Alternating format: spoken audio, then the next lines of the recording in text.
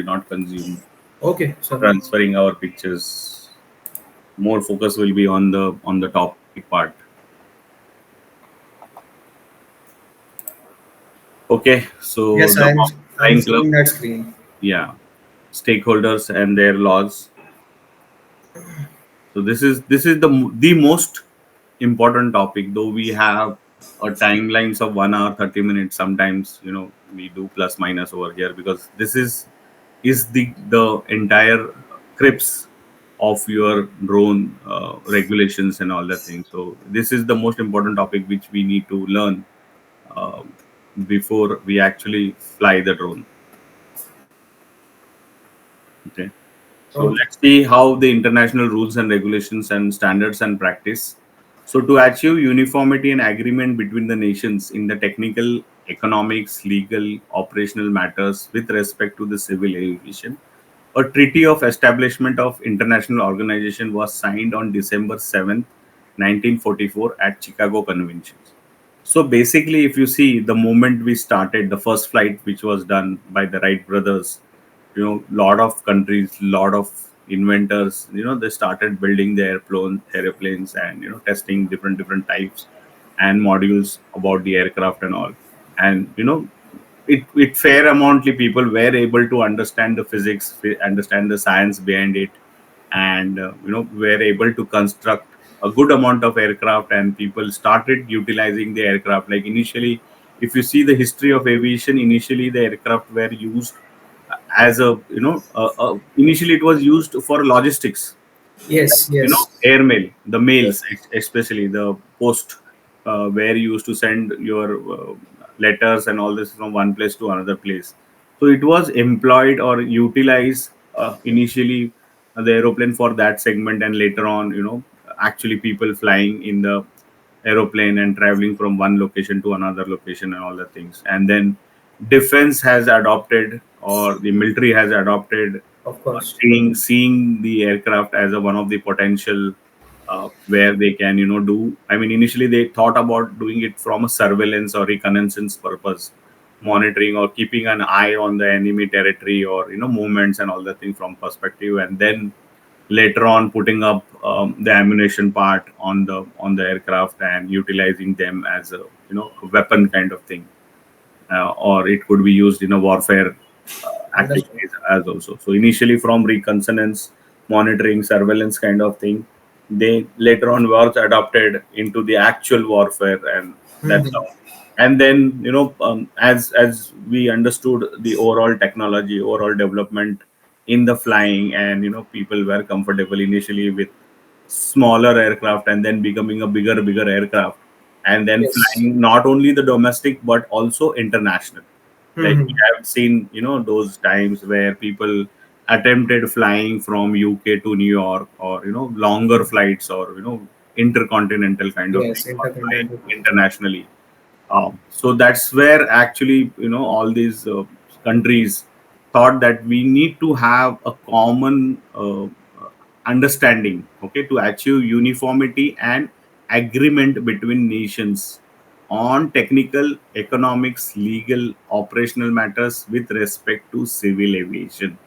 So by 1944, though the world was at war, war was going, Yeah. war 2 was going, World War II was going on.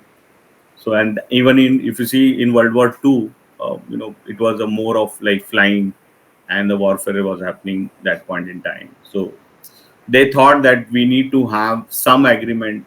The nations which were on one side, they started thinking that we need to have some collaboration, and they saw this industry would be a future, bigger industry kind of thing. So they said we need to have a common understanding of how do we operate, how do we have the uniformity and understanding of flying within the territories.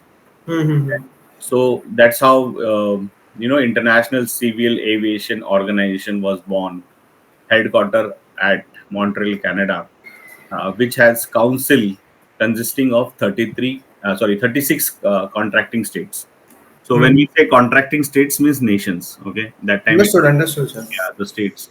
So So initially 36, now we have almost 103 or 110 nations part of this international civil aviation organization. So by uh, so initially it was more from the aviation perspective or aircraft flying, but then ICAO with respect to ARPAS, that is remote pilot aircraft system, they established in 2015 the with three important areas where they wanted to talk about. So international instrument flying operations, global interoperability with regards to certificate of airworthiness, operative certificate, and remote pilot license. So though as of now you will be trained and you will be getting a license, okay, remote pilot license, but still that in operability with respect to like one country to another country still not been established.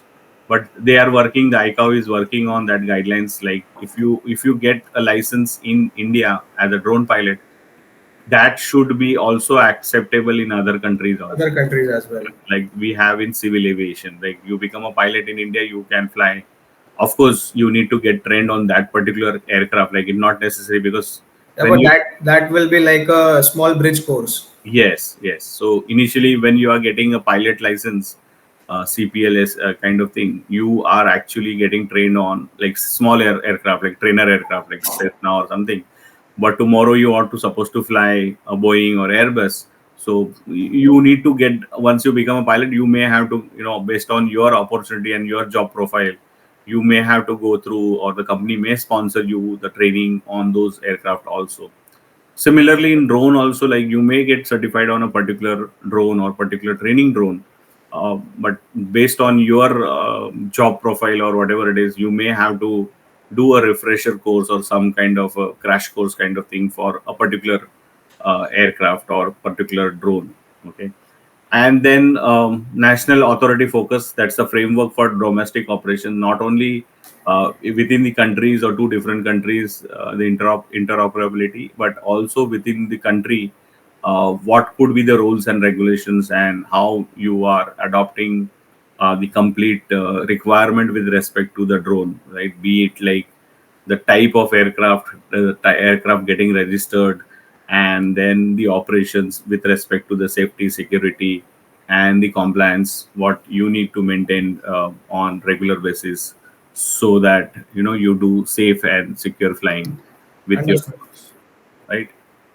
So, as I said, by 2015, the Aircraft Navigation Commission was formed for the remote pilot aircraft system, with single focal point for all US related matters in ICAO. Okay, so now there is a separate division or a panel which actually looks after the RPAS, development perspective. Similarly, what we have for civil or aircraft. So these groups consist of members from the civil aviation, from like airworthiness, air traffic management, detect and avoidance systems, human performance, pilot licensing, then RPAS operations, then safety, and the last is communication and C2 link.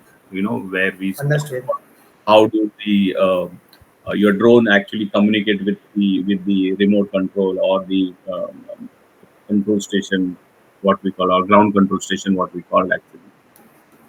So with all these aspects, whatever our learning was there into the civil aviation, the same has been employed or thought about into the drone. Like people might think that how human performance here will impact the drone operation, but that also plays a major role, because a lot of time you cannot be you know like take it for granted that what would happen.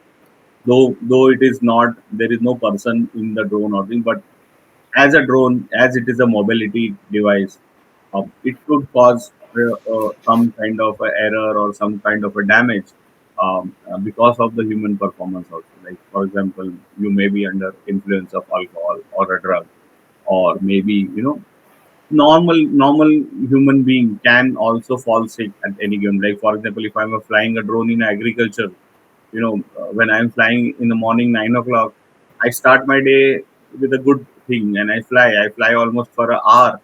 But Hmm. after standing in a heat, and in the environment, um, probably after 1.5 hour or 2 hours, I may start feeling stressed out or fatigued, or Yes, sir. Human error, I think, is inevitable in this. yeah.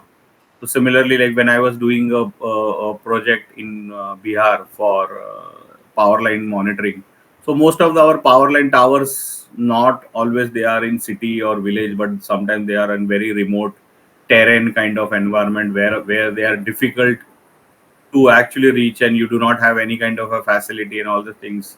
And in that scenario, you are flying the drone and trying to capture, like, the images and videos of that particular tower.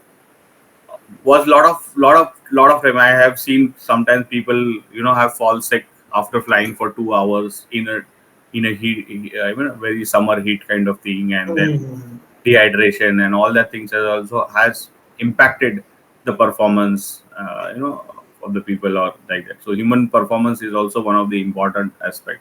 Like I would see people flying in the morning session were more efficient compared to the people flying in the In the afternoon afternoon session. session, yeah, or probably in the evening session also. I mean, as you fly and do things routine continuously, the same thing, there is a tendency of human that you take things granted, or you think that, okay, let's do it like this. I mean, we try to hurry up by as you end your day or end your project or something like that. So that human performance Understood. is one of the pilot licensing. As I told, as of now it is not interoperability between the countries, but probably we see that a lot of things are happening where people will not required to do any kind of a different training or a course. Probably they may have to just go for a refresher course of 1 day or 2 days, Mhm. and their license will be endorsed for a particular thing. Like if I'm going to Canada or I'm going to European countries,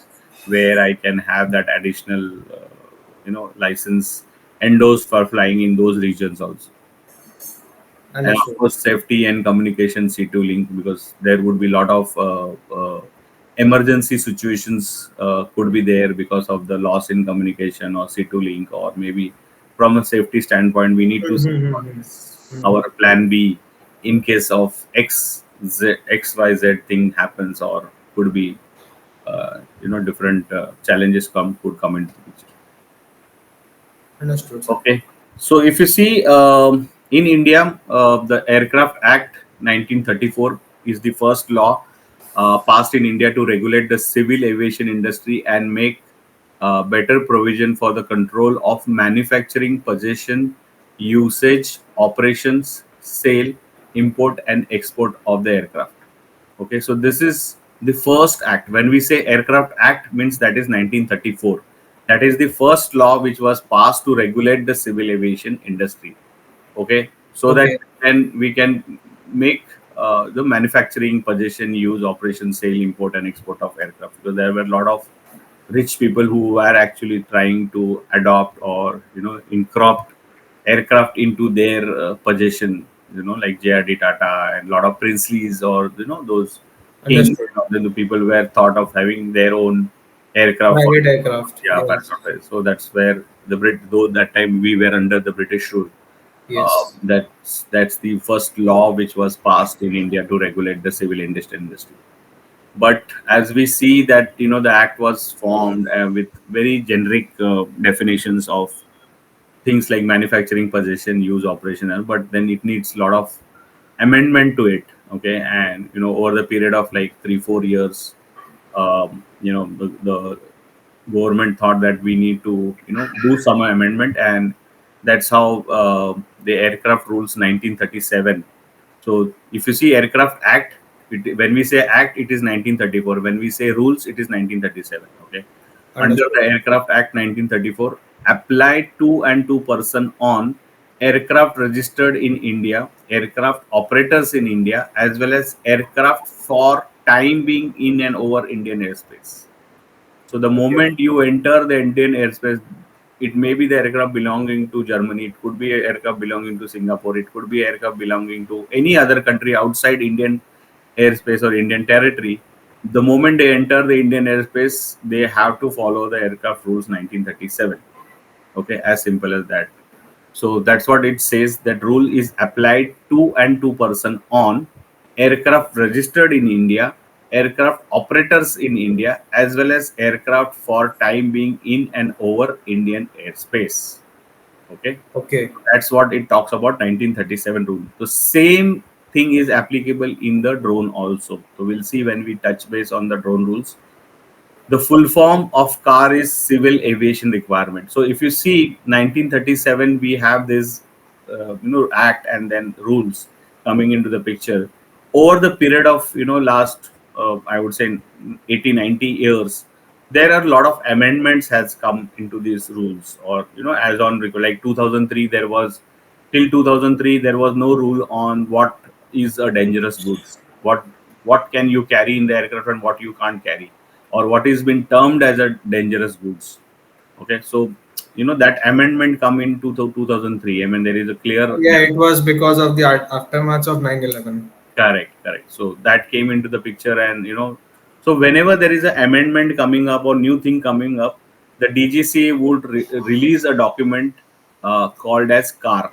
Okay, it is civil aviation requirement. So it could be having a car with some number attached to it, which will actually give you the guidelines what is in a new incorruption of the rules, or changes into the rules, or changes into the way you operate, or changes in the way you see things. Okay, so car is issued by the Director General of Civil Aviation, or DGCA, what we call. So similarly for RPAS, there was a car released. Okay, uh, Hmm. under the Rule 15A and Rule 133A of Aircraft Rules 1937. So under these rules, there was a car released. This was somewhere around 2018. Okay, which actually adopted about the RPAS operations. Okay, so people saw that there was a lot of drones were built by the people, and people are flying and trying to learn this new technology or adopt this thing, because outside India, like in US, it was already started in 2016. That when we said 2015, ICAO actually formed the RPAS for committee. The moment it was formed, there were people, and the US already started had their own rules of drone rules by 2016. So the moment they released their rules and regulations related to drone, by 2018 they already have almost 1 lakh drone pilots in US. Okay, so how that was, the drone industry has taken up in US or Canada or other locations also. Okay, so similarly, we also thought that okay, now since US and all other developed countries were already adopted the drone as a segment into their mainstream, uh, Hmm. we also thought that we should also have some amendment or some addition, so that people were already doing a lot of activities related to drones. So under Aircraft Act, Aircraft Rules 1937, under the provision of Rule 15A and 133A, the car was released for RPAS. Okay, so these are some important timelines or the dates which you should know, and probably could put some time to read, or learn more about it on the net, and try to find out how and what is it. But here we don't get into much detail about it. Only thing is we need to know when it was and what was actually incorporated, and how this uh, Understood. That I must be aware of all these things. yeah, rules and regulations are allotted or used by the people. Okay, then we talk about AIP. So as I said about the car, okay, car is nothing but civil aviation requirement document. Similarly, there are other documents also are released under the civil aviation, like AIP. So aeronautical information publication is a prime document containing permanent information about long-term validity essentials for flight operation. It is published by each ICAO state for its territory. That means there is a, I mean, there is a AIP document for India, which is released by DGCA. Okay, I Okay. mean for that particular country, like for us, the DGCA would give all that data required for our country to ICAO. Like how is our airspace structured, or how do we control, how do we manage? All that information is shared to ICAO, and ICAO releases that document as AIP. Similarly, every country would have their AIP published through ICAO, so that that we know about, like when I'm entering a Germany airspace, I should be knowing, what is things is required, what are the Understood. things I need to follow, what are the things I need to make sure that, I do not breach or I land up into some kind of a challenge. So when I'm planning my flight plan or something like that, I should, able to go through my AIP documents of that particular flight path. So that's how the pilots are being trained, and pilots are supposed to do things mandatorily. Then there is something called NOTAM. So this is announcement transmitted by means of telecommunication containing information concerning the establishment, condition, or change in aeronautical facility, service procedure, or hazard, the timely knowledge of which is essential for person concerned with the flight operation. It is an information of a temporary validity, usually of up to 1 month. Like for example, a couple of years back, Mumbai Airport upgraded its radar system. Okay, they upgraded the radar with a high capacity and better features and all the things. So there is a change in facility, there is a change in some technology or something like that, or probably let's say you would have stopped operations on your airport for a time being due to some renovation or something. So you have to release that information so that pre-hand, if some pilot is trying to reach or flying over that area on your flight path, you should know. Like for example, I am flying from Mumbai to Delhi. So from Mumbai to Delhi, there would be a lot of airports coming into my plan. It could be like a Surat airport, it could be Ahmedabad airport, it could be Jaipur airport, it could be whatever. So Understood. all these locations, if there is any change, if there is any, I mean, any issue, like Yeah. it could be a condition or change in any aeronautical facility or service procedures or hazard. Like for example, Terminal 1 at the Delhi airport was not functional for some period of time due to operational activity. So Understood. It's like that flyer should be aware of the things in case of emergency. कुछ ऐसे collision ना तो हो ऐसा उसके नहीं लिए. सोचे कि like I mean they should not think that okay, I thought that Terminal 1 was operational so I can land in case Yes, of, yes, understood. so they should be aware of pre-hand thing, or maybe even not from a emergency or anything, but probably could be. Just give me some time, 2 minutes, I am getting some important call. Okay, sir. Okay.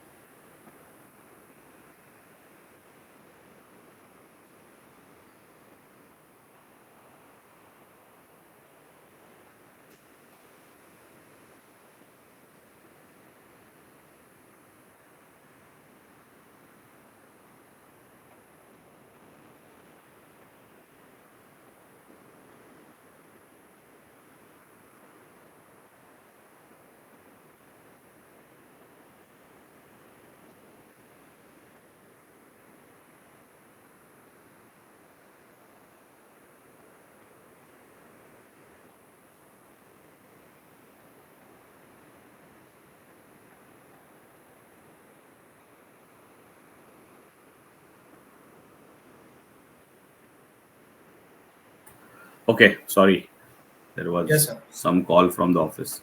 Not an Okay, issue. so we are talking about the NOTAM. NOTAM is, again, as I said, this could be change or could be a challenge. Like, let's assume there is some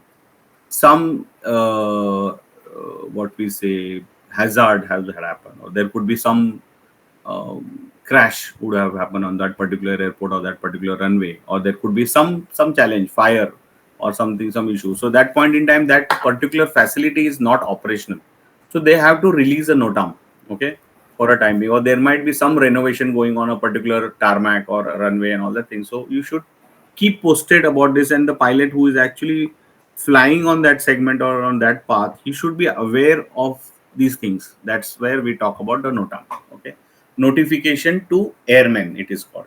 Okay, that's how the NOTAM is. Okay, so coming back to, as we know that ICAO and DGCA from India, or CAR, the document which is released, and then AIP document, NOTAM, and all the things. So coming to that, Sir, all these just documents. sorry to interrupt you. Just a question that do I need to make a notes of it right now, No, or no, will I no. be getting any? You can take a screenshot as you required. Okay, That's the more important. By end of the day, I would be sending one document to you, which is called summary. okay, Okay, which will, whatever modules, every module you will have one summary document. okay, sir. Okay, fine. It is actually a total 11 pages of document. So all the modules, it will have the summary. Every module you do, there will be a summary page in that document, which will Okay, give you a complete overview. You need to go through that summary document very well. okay, That okay. will help you to prepare for your test, and that will summarize things in your mind, what is very very important to Yeah, remember. actually, that was the reason why I asked you this. Yeah, wherever you feel, see, I would be definitely sharing you one to one lot of pictures or images where I feel this is important for you to know, or be available with you for any time to refer, because we are always accompanied with our mobile. So just you open the mobile, you see my post, and you will see, your knowledge will get enriched, not only during the training or this thing, post training also. A lot of time I share a lot of information, a lot of things which comes up, or feels that this could be helpful for my students. I do regularly share. Understood, sir. Understood. So that's how we always keep connected also, and then that's how. Okay, sir. We can continue now. Yeah, so drone rules 2021. So if you see drone rules 21, so our drone rule, initially, as I said, in 2018 their car was released, but that was very very complex document. Lot of unclarity was there. Absolutely nobody was able to understand what and all that thing. There was a lot of jargon, lot of forms, the amount what they were charging, for getting license or this or that or whatever you required was enormous. And it was like, very complex, very difficult to understand. And over the period, a lot of people complained about it. People said that, some things what has been defined in the document is not practically or realistically able to achieve that, or it is will not help take this industry ahead. And Okay, that's where DGCA thought that, okay, we need to rework on the document and the rules and regulations and all things. So they asked the people from this industry within India, to come forward. People themselves nominated, and people were invited, and all things. Even people from Bombay Flying Club also were invited. And there was a big team was formed, almost like I would say 25 to 28 people across pan India were selected, and they helped DGCA to form the first draft. Okay, so okay, first draft was released on 15th of July 2021, and given back to these same people again, and more people also, to review it and see what is that, whatever based on the understanding, based on the discussion, based on the seminars, workshops has happened. As of now, if you see, you pull out last 2 days any news and search by, let's say, drone 2.0 Manthan. Okay, there was a 2 days workshop or seminar was there in New Delhi, where again a lot of people who had come together and were trying to see where do we stand today. Okay, okay. probably now the next 3 months or 6 months, as I said, there would be a lot of changes or amendment would come up. People come up and suggest, like, we need to do this, so that how people are looking forward, that how do we grow this industry, how do we see that people adopt more and more drones, or how do we see that drones are being utilized for XYZ applications, from that Understood. perspective. So similarly, between 2018 till 2021, within this 3 years, lot of discussions, workshops, seminars, things that happened. And based on all those engagements, the first draft was released in 15th July 2021, and they have given a period of 1 month for people to review and come back with the suggestions, advice, change, whatever is required. So Mhm. by I think 15th of August, uh, they have collated and then finalized. There was a meeting, internal meeting between DGC and again the experts, and by 25th of August 2021, the drone rules 2021 was released for people to follow and use. So it has different segments. There are total 12 segments into the drone rules 2021, out of which the important one is, like, first one is type certification.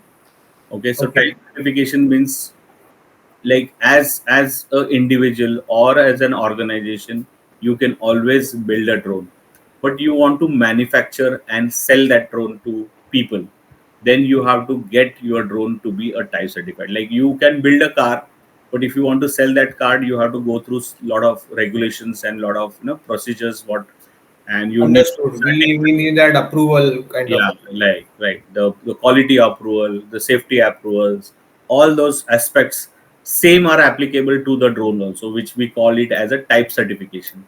So the Quality Council of India was the body which was actually looks of aspect of quality of everything. They were actually authorized by DGCA to do the type certifications of their drones. So if you build a drone tomorrow for your activities and you want that to be mass produced or manufacture them for other peoples to use it, you have to go through a type certification process. Okay, Understood. so Understood. it defines what could be your dimensions, what could be your motor, what could be your propeller, what could be the components, from a safety security standpoint, from a software, hardware.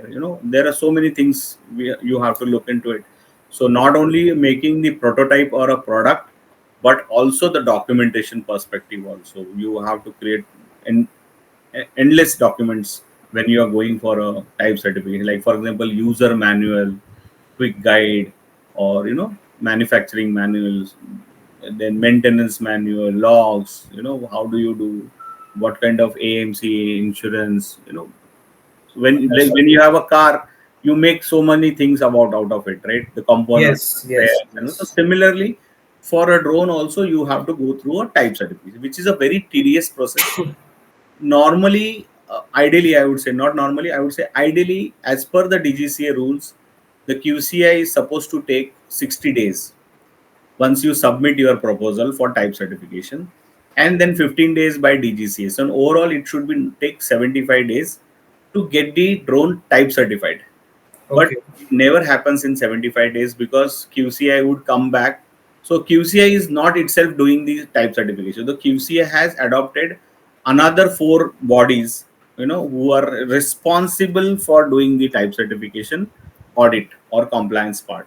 So they will, there would be, let's say, one company, like we say TQ certification. There is a company by name TQ certification. Okay, it's a Hyderabad-based company. Or in Bombay also we have SGS. Okay, or in Bangalore also one of we have. Then we have in Ghaziabad also one of the company. Like initially there were four, now we have six entities which are working with QCI for doing the type certification. So they will actually, once you have applied for type certification, QCI will, based on your recommendation, they will allot your audit to those company. Okay, like you may have selected, I want my audit to happen through TQ certifications. So they will allocate your proposal to TQ, and then TQ will engage with you. They will ask you to send a prototype. They will ask you to send a documentation and everything, and they will start, working on the quality aspects of your of your product, of your documentation and the procedures and whatever you would have done it. They would come back, and if they find any discrepancy or deviation, or they find something which is not able to understand, they might ask you for the justification and all that things. So this thing back and forth between the type certification companies and the customer would take longer time. So ideally, though I said it is 75 days, a lot of time type certification of a particular drone has taken like 3 months, 6 months, even a year time. Okay. So that's after that's whole cycles, until unless it's not passed through the certification body, and then QCI says that okay, this is good to go for a type certification. DGCA will not endorse your drone as a type certified drone. Okay, so that's Okay. how it is. That's how that rigorous quality control and all the thing. Like for example, I'll tell you, like you certify that your drone is capable of 500 landings. Hmm. How do you certify that? How do you justify it? Ideally you should have that tested that 500 times landing. That means your landing gear is capable of handling 500 times landing. So you have to do that 500 times landing. You have to fly the drone 500 times and you have to land it 500 times. So you have to record those. You have to maintain some documentation with that, maybe in a form of photographs, maybe in form of videos, or maybe in form of some mechanism where you can provide. Okay. If even from after that QCI testing entities are not satisfied, they may do it themselves also and Okay. then test it out. And maybe like let's say at 400 landing, your landing gear breaks, so they will not certify. So they Okay. may you So may say no, there no. may be a chance of cross investigations also. Correct, correct. So whatever you are claiming, or say they may ask you that we have tested and we found that it is not able to do at 500, but probably you can say 400. So then you may have to modify your document. We can't say that it is 500, but then you may have to manage saying that okay, my drone is capable of 400 landings, kind of thing. Okay, Okay. so accordingly, like you when you do a crash test of your car, so certain aspects are seeing and all this. So based on the rating you define what is your car able to withstand the crash. Okay. Not Uh, necessarily it is a Sir, 5 rating or a 4 rating or 3 rating. So one based on, question. I yeah. have one question coming in my mind. That suppose I buy a well-established brand drone for Mhm. my professional use. For example, DJI drones. You must have heard the name DJI. So Right. I buy those sort of drones who are actually well established across the world. So do I need to go through these things? No, I'll tell you the understanding over here. Okay. First of all, DJI drone is banned in India. Okay. Okay. So you are not supposed to use the DJI drone. But as of now, with respect to the drone rules 2021, government India has not so stringent about it. Okay. You can use DJI drones. How you get it, they're irrespective for them. Okay. So as of now, even importing the drones is also banned. Yeah. You can't import the DJI drones, and but people are getting the drones and people are using it. So as Mhm. of now, with respect to the drone rules, India is still open and adaptable of it. Only from a security standpoint, DJI drones are not supposed to be used. Like for example, you are using for some government projects, or any entity. Like if I wanted to do a surveillance, like let's say your organization is doing a surveillance, security Okay. surveillance and all the things using drones, and I employ you. I may say that you cannot use DJI drone for my project. You have to use a type certified drone. Okay. Okay. So then you have to use type certificate. If there is no clause as such, then probably you can use DJI drones or any other third party drones which is not a type certified drone. But if Okay. they mention very clearly that you have to use, like for example, when we were doing the surveillance or monitoring for power line towers in Bihar, the Hmm. the power board clearly mentioned that we have to use. Initially, we used DJI drones, Mavic we used for demo and all that purpose. But when actually the project was there for 100 towers, they clearly said that you have to use a type certified drone. Okay. Or initial days when the drone rules was released and there were no type certified drones available that point in time, government was saying that okay, you use, like initially there was a scheme going on for village survey. Okay, So most of the surveys was done using DJI drones. But the way the drone industry got evolved, and adoption has happened, and a lot of OEMs, Indian startups, has built type certified drones and got certified. So now, like, I'll tell you, almost a year back, or more than year, I have 1.5 years back, there were hardly 30 drones under type certifications. But if you see today on the platform, you can see almost 100 plus companies are, or 100 plus drones are available in type certified drones, as Okay. type certified drones. Okay. So Okay. it depends upon the usage and what you are doing and what project you are doing and for whom you are doing and what is the rules and regulations or what is the engagement understanding that is. Okay. Okay. DJI drone, you cannot get it type certified. When you go for type certification, it is to be a drone manufactured within India, and it should be parts, which are probably, I mean, I would not say 100% made in India kind of thing, but whatever it, like, I mean, 60-70% people are able to get parts or manufactured parts as per the requirement. Like flight controller, we still do not have a flight controller made in India kind of thing. Okay, there are companies Okay. which are claiming and they have made, but still people are not so confident or clear whether this particular gadget could give you the same benefit out of it, or same performance kind of thing and all the things. Understood. Understood, sir. So type certificate is one of the things with respect to the manufacturing of the drones, okay, or selling of the drones. Okay. Okay. Now let's assume that you have a drone. Now when we say we have a drone, we have to make sure that the drone is registered on the digital sky platform. So that's where we talk about drone registers. So even your DJI drone as of now, you can register on the platform. Okay. Okay. So that whenever you are flying a drone as a pilot, make sure your drone is registered on the platform. So that means you are doing something which is as per the compliance part. Like Okay. you may be a pilot, okay, you may be a pilot, you are a trained pilot, everything, but your drone is not registered, you are doing something illegal, or you are not, Understood. you like, two things. One is you have a car which is not registered, you are a driver, but you are do not have a license. Both are illegal. You may True. become a licensed driver, but you are driving a car which is not registered. So again, that is a illegal part. So you get your car registered and you become a licensed driver. So that means you are following everything as per the requirement or the compliance. Okay. Same goes for the drone also. So you have a drone, be it DJ as of now, even that also you can register and use it. Okay, Okay. based on your requirements. There are, I mean, we'll go more in depth about it as of now. Okay, then we have something like, since there would be drones which are getting registered, but then we need people to be trained as pilots. Okay, Yes. so there has to be schools, training schools, and all those things. So drone rules talk about. I, as a Bombay Flying Club, wanted to establish as a flying school, a drone training school.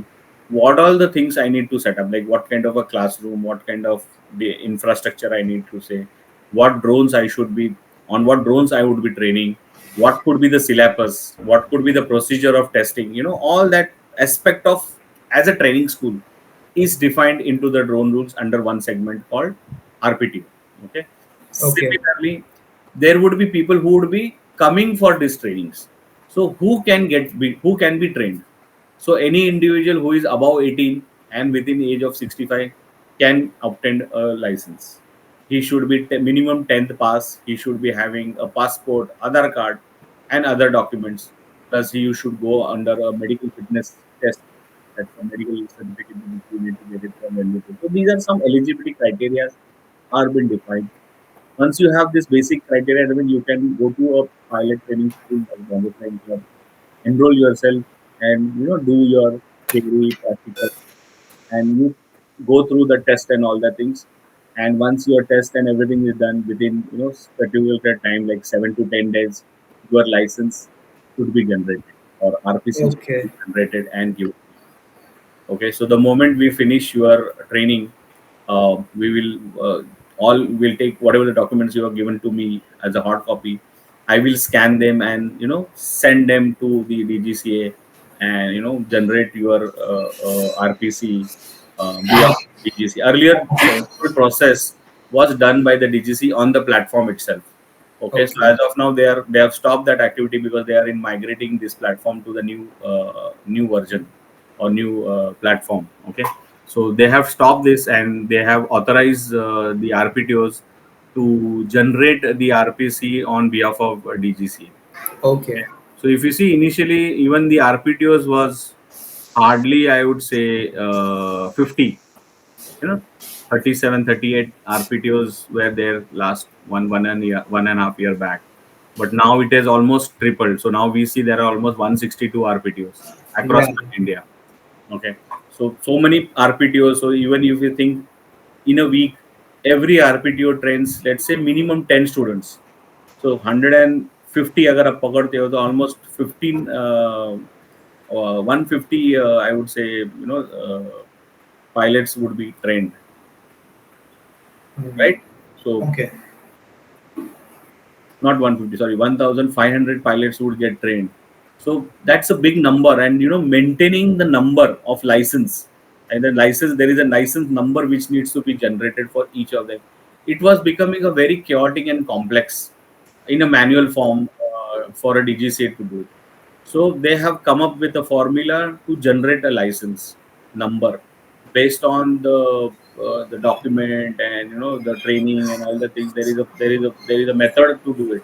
So they have authorized the RPTOs now to generate the RPC and share that information to the DGC. DGC will validate and then approve, and then you can give the license to the students within 7 to 10 days, kind of thing. Okay.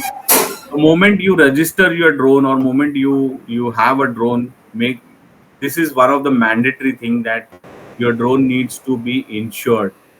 Okay, it is Okay. not only from the aircraft what you are getting insured, but that aircraft can cause damage to a person or a property.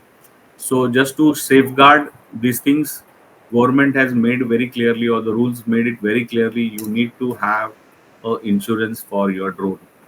Because if you see, be it even a small drone like DJI or maybe a surveillance monitoring kind of drone, that Hmm. itself will cost you around 3 lakhs to 5 lakhs rupees or 10 lakh rupees, depending upon the purpose and the application of that particular drone. Like for example, the drones for agriculture, they cost around 6 lakhs to 8 lakh rupees. Okay, Hmm. so it's almost like a car. So the same insurance policy what you have for car is applicable to the drone with with Okay. with the terminology they put it for the drone. Okay, but similar wording, similar things would be there, but specifically to the drones they would come up. So a lot of insurance company has started offering now the insurance for the drones also. Okay. Okay, so then see the premium would depend upon, like, you may take insurance for a year, but let's say you have a very small term activity, like you want to fly a drone for a period of, like, let's say 1 month. You are doing some project for a 1 month, so based on that period only you can take a insurance. You can take Okay. an insurance for even 10 days, you can take insurance for 7 days, you can take insurance for a day also. Okay. Okay. So accordingly, it will get covered, because let's say you are doing only operations for a 10 days in a month. So there is no point paying premium for a remaining 20 days. You can Okay. take the insurance for only that particular 10 days. But if you are not clear when and what I am going to use my drone, you may go for a yearly insurance. Like car. Car, I'm going to drive every day or almost whenever I want. So every time I cannot, whenever I'm driving, I cannot take a insurance. So I will normally go for a yearly insurance kind of. Similarly, if your drone is, you are frequently flying, or you are not clear when you are going to fly or how frequently or how regularly you are going to fly, you may go for an insurance for a year. If you are clear on your requirement, you can go it for even 6 months, 3 months, monthly, 10 days, 7 days, 5 days, even Understood. a day, kind of thing. Okay, so that's how you can plan. Okay, so that's the insurance part. Hmm. And then there were some regulations where they're like, if you do not have a permission, you will not going to fly. Okay, that means the flying segment or the airspace are divided into different zones. So we Yes. have called red zone, yellow zone, and green zone. Okay, so permission for flying in yellow and red zone. So you need to have a permission to fly the drone in red and yellow zone. Ideally, it is not allowed without permission to fly a drone in yellow or red zone. Red zones. But in green zone, though there is no permission required, but still you need to follow some compliance. There Okay. are certain limitations. There are certain guidelines which you need to follow. It's not that ki green zone hai, so you can do anything. It's not like that. You need to follow certain compliance, certain guidelines when you are flying even in the green zone. Only thing is that you don't need to go and apply for permission. Whereas for yellow and red zone, you need to take certain approvals from bodies to fly in those zones. So we will see in further slides how these zones are being created or how these zones are being divided among themselves. Okay.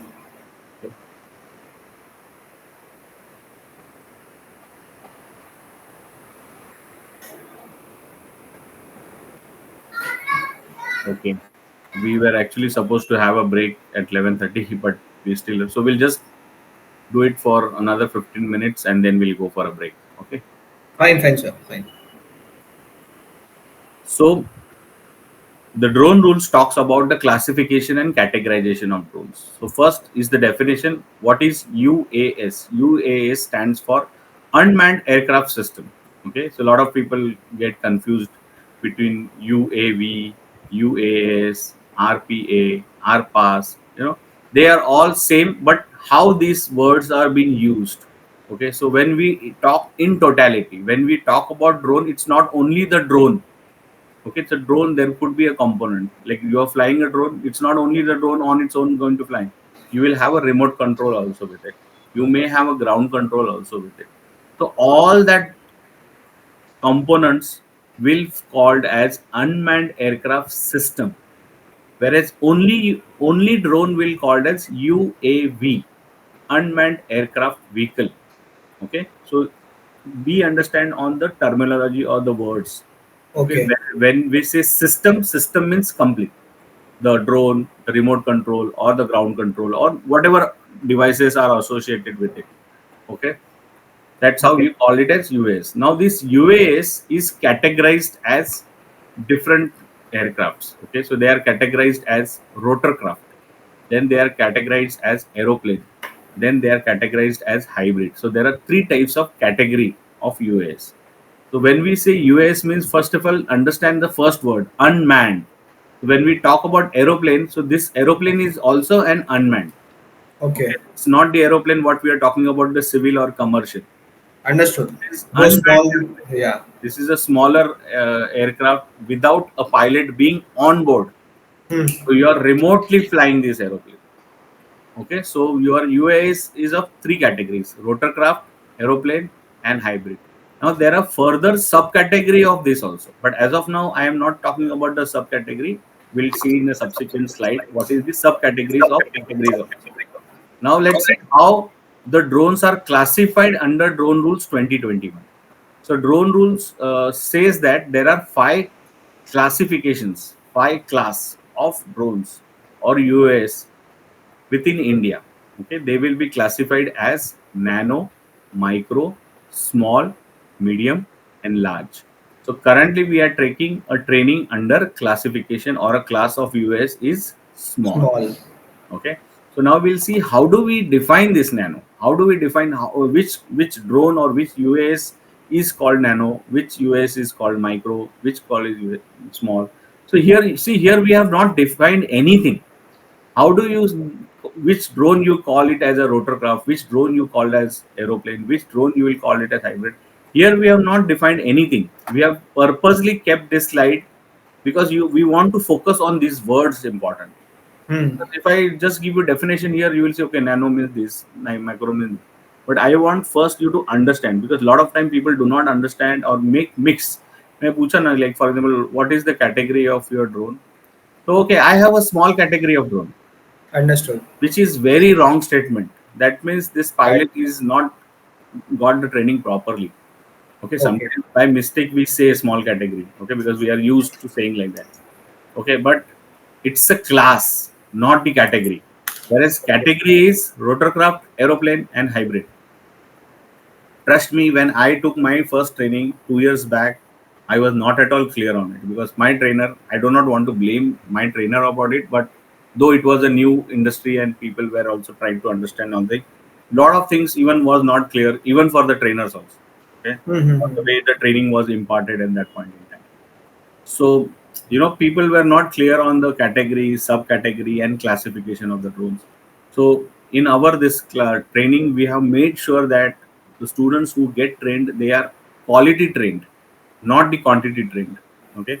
So, though Okay. we take time, we emphasize on certain aspect that you learn, understand, do all these things accordingly. Those are important because we are setting up your fundamentals or basics right at the time of your understanding or learning phase.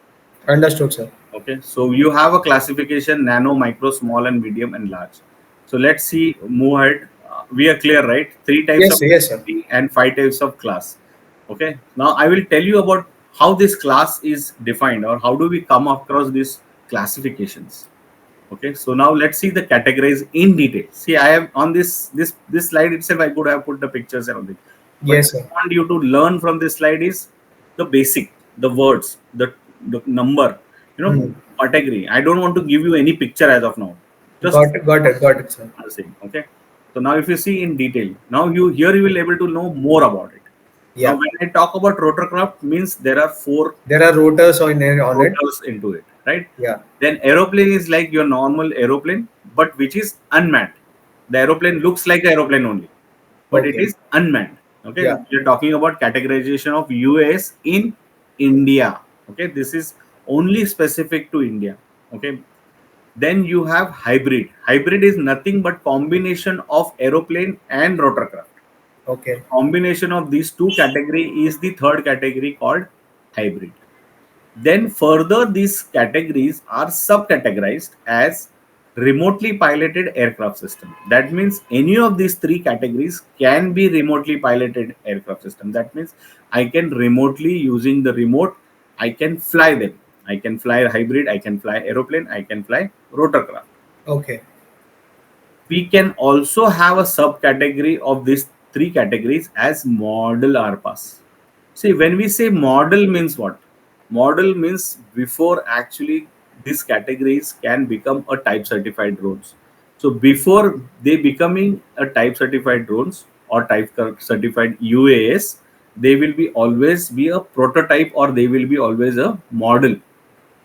Yeah. So you can, as a model, you can still fly them without certain compliance part into it, but Okay. that point in time they will be always as a prototype or they will be always as a model, they will be always called as a model with certain again guidelines and certain compliance part you can fly them.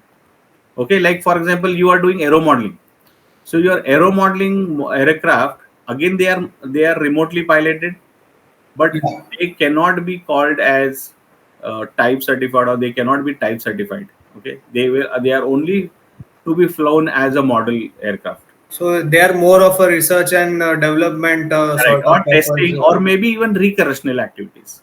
Okay. Most of the aero modeling people do is for their own purpose, right, for their own fun learning Yeah. or recreational activity, so Yeah. that comes under Model model RPAS. purpose. Okay. Then the third subcategory is called autonomous. Let's say you are not actually holding the drone in your hand, the remote in your hand. You have a ground control on which you define the mission. Like Okay. for example, in agriculture spraying, when you are doing an activity in agriculture field, you are Mhm. spraying the pesticide. That is not done by a remote control in hand. Okay, Yeah. you would have a GCS, either a big GCS station or on the remote control itself on a LCD panel, you will have a setting to set up your mission plan. Yeah. So I am aware of it since I have worked in Adani Group also. Right. So that's where they are pre-programmed sort of drones that To you fly. have to give the instructions to it, and then it will follow those instructions.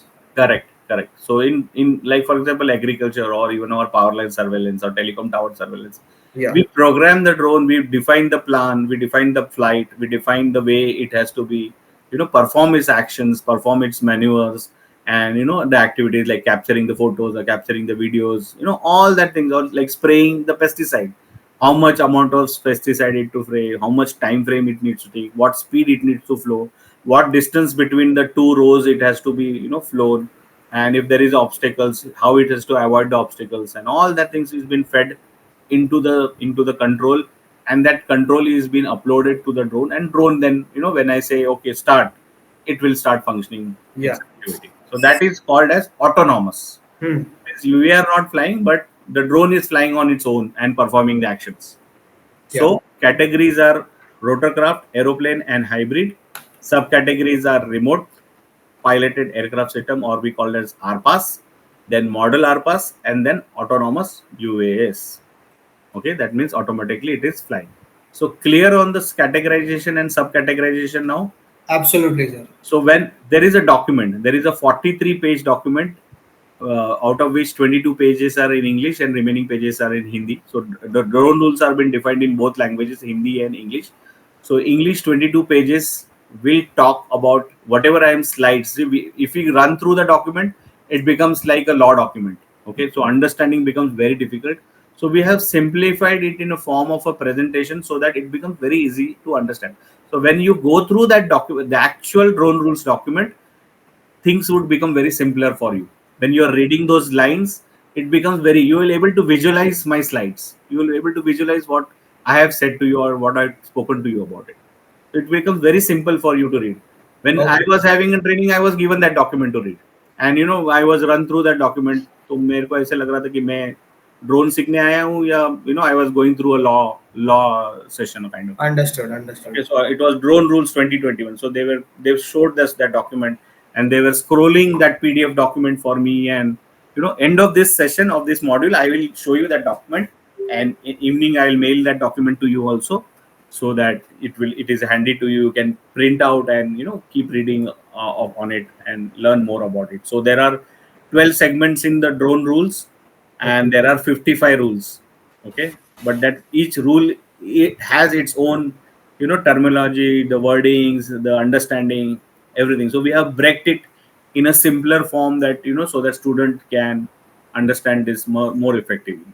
Okay, Okay. now we talked about the classification. After Yes. categorization, we talked about the classification. Now here we are clear with the picture saying that nano is less than 250 grams, Hmm. micro is between 250 grams to 2 kg, small, which we are actually going to get trained, which we said that 95% of the drones flown globally are in this class. Okay, Okay. so it is 2 kg to 25 kg. Okay, so this is a big range, 2 kg to 25 kg. So all your agriculture drones, all your surveillance drones, all your supply drones, all your aerial photography, whatever application you think about it, will fall in this class. Okay. Okay, then you have a upper category or upper class, sorry, it's called medium. So here only the size is increasing or the weight is increasing. Okay, so for about 25 kg it goes into the medium class. So medium class range is 25 to 150 kg, but as of now Indian government has only given authorization up to 50 kg only in medium class. So you will see Okay. the drones only available in medium up to 50 kg now. Okay, they have not given complete 150. There are some testings are happening for even 100 kg of drones, but still government has not authorized the operations of those drones. They are still in a testing phase and all that things. Okay, Okay. then we have a class called large, which is more than 150 kg, and Yes. this goes up to 500 kg. The moment you cross 500 kg, the drone rules 2021 will become null and void. Okay. Okay. It will not be applicable for, if your drone is 501 kg, it will no longer called as a drone. It will not be following drone rules 2121. It has to follow aircraft rules 1937. Clear? Clear, Just sir. what I'm telling you is not there here in the slide, but I will show I you. understood. I understood that. I have all. While my degree was going on, I have had certain visits in the defense bases also. Okay. So in the SWAG base, that is Southwest Air Command of Indian Air Force. So we have seen those aircrafts also, but those are like huge, humongous aircrafts. Correct. So So a even lot of they time told we us. see the drones, but we do not know their class. Okay, but now here, based on this classifications and documentation, what you see or the slide, what you see, you can classify them based on the weight. So in India, the drones are being classified based on the weight. Okay, whereas in US, we'll see the subsequent slides where this just for your understanding. Okay, some slides I have added with respect because I have studied not only the Indian rules and regulations, but I have studied even European rules and regulations. I have studied US rules and regulations, Canada, Singapore, Malaysia, Australia. I mean, as I'm a trainer and I'm people come up with a lot of things and all the things. There was one student who actually was from Canada. I Okay. mean, he was Indian. He was sitting in Canada and he wanted to do the drone course. So initially, he attended the training over the remote for 2 days theory, and when he was in India back, he did the practicals. Something like that. Okay. So you can do that way also. And being as an Indian, okay, only as an Understood. Indian, okay, because you need those documents like your Aadhaar card, passport, and all that things. The only thing is because of his work, he was in Canada and all the things, and then so he did the theory initially remotely, and then when he flown back to, I mean, he was in India for some period, 15-20 days. That time he did the practicals with us. Okay. Okay. So what are the classification? Now here, see if you see the classification based on the range and altitude by FAA, so Federal Aviation Academy. So like hummingbird VTOL, then predator male, then sky star hybrid VTOL, then we have global hawks HAL, then MD4 200, that is again multi medium UAV kind of thing. So these are classification. Now these I've just put a picture. You may not have a clarity like what is this? I mean VTOL or what is No, MA. no, I have that I'm, clarity, sir. I'm just saying. I'm just saying. Though you have a background, but there are a lot of students who Yeah, I when can understand that. I can yeah, understand. they don't understand. So we have a subsequent slide which talks about. So when we say MUAV means micro or mini UAV, UAV. here it is range. So they see if you see here they have classified based on the range and the altitude, whereas we Okay. have classified based on the Wait. all of weight. Okay, total weight of the drone. Okay, so here the range is less than 10 kilometers, but it can fly up to 300 meters height in altitude. Whereas medium or Malay, what we call, okay, it is a range of 500 kilometers, but altitude is almost 3,000. That means 3,000 3 kilometers, meters. 3 kilometers kind of, or HAL, high altitude long endurance. So this is almost like 2,000 kilometers far, and Hmm. 20,000. So almost like a civilian aircraft in that range you are flying. Got it. Got it. VTOL UAE again, that is 5 to 200 kilometers, but altitude is so. Here they have classified based on the range and the altitude of that particular device. Again, based on the range and altitude, the endurance capacity would change. The weight will also change. Like if you see here, that here in the third category, the HAL, it is 2,000 kilometer and 20,000 meters. So automatically the value it has to have that much of endurance, plus it should have a capacity to pull up that much weight. Yes. So now if you see, Actually, US uses those in regions like Afghanistan and all. correct, correct. So So if you yeah. see here, Global Hawk, okay, so high range, what we call. So Yeah. you see the kind of aircraft it is, or the drone it is, or even you see hybrid VTOL. Okay, we talk about the hybrid VTOL, like VTOL UAE. So they could Hmm. be 5 to 200 kilometers, 6,000 meters in height. That is 6 kilometers almost, and it can give endurance up to from 20 minutes to 8 hours, 8 hours. and it can be even, for example, it could be just a 20 grams, or it could be 1400 kg also. Okay, Okay. so you have MQ9, nanobird, hummingbird, lot of different, I mean, lot of segment, a lot of drones are in this segment also, like small to mini and all that. Okay, Okay. whereas MD4 200, you did see the first one is categorized as micro and mini UAV. Okay, so if you see, this is something which normally use it for surveillance or monitoring applications Got kind of it. things only thing. Okay, so if you see Federal Aviation of Academy, they manages or classify their drones based on range and altitude, which will give you further endurance and further MTOW, so maximum takeoff weight. Okay, so based on that, so it can go up to 30 kg also. Okay, so there is no limitation, but Indian government has classified the drones very clearly, very properly, with respect to the weight, and very simple. Okay. Sir, I have a question regarding that. Hmm. Since we fly the drones with the payloads also, right? Correct. Correct. So when the drone is airborne, naturally due to some gravitational pulls and the pressures, as the Hmm. altitude goes up, the weight of the drone also becomes heavier, right? No, whatever weight you have, we all have weight. It will not Okay, with the altitude. Like okay, okay, let's say you have a drone which is a 24 kg. So okay, whether it is on the ground or whether it is in the air, the weight will be always there okay, till you are in the atmosphere.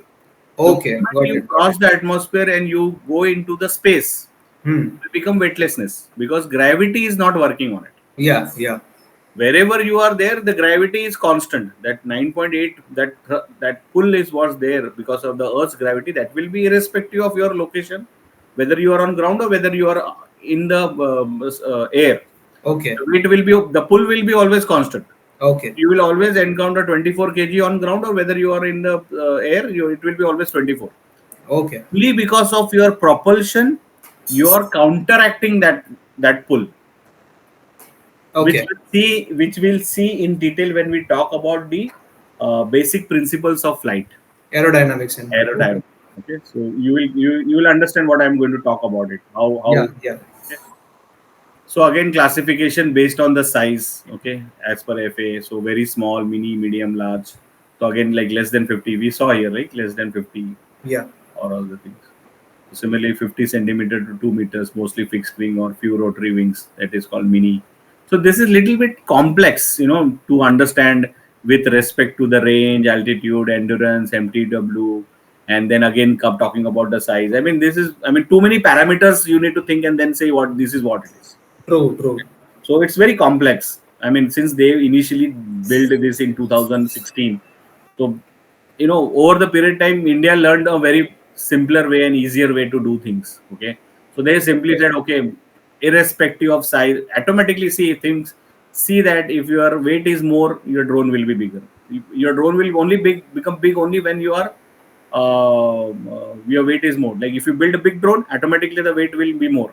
If you build a okay, smaller drone, your weight will be less automatically. So it's India thought about classifying drones based on the weight is very intelligent aspect, I would say. Okay, okay, simpler, because smaller drone will not go far also unless you build some very extraordinary technology into it.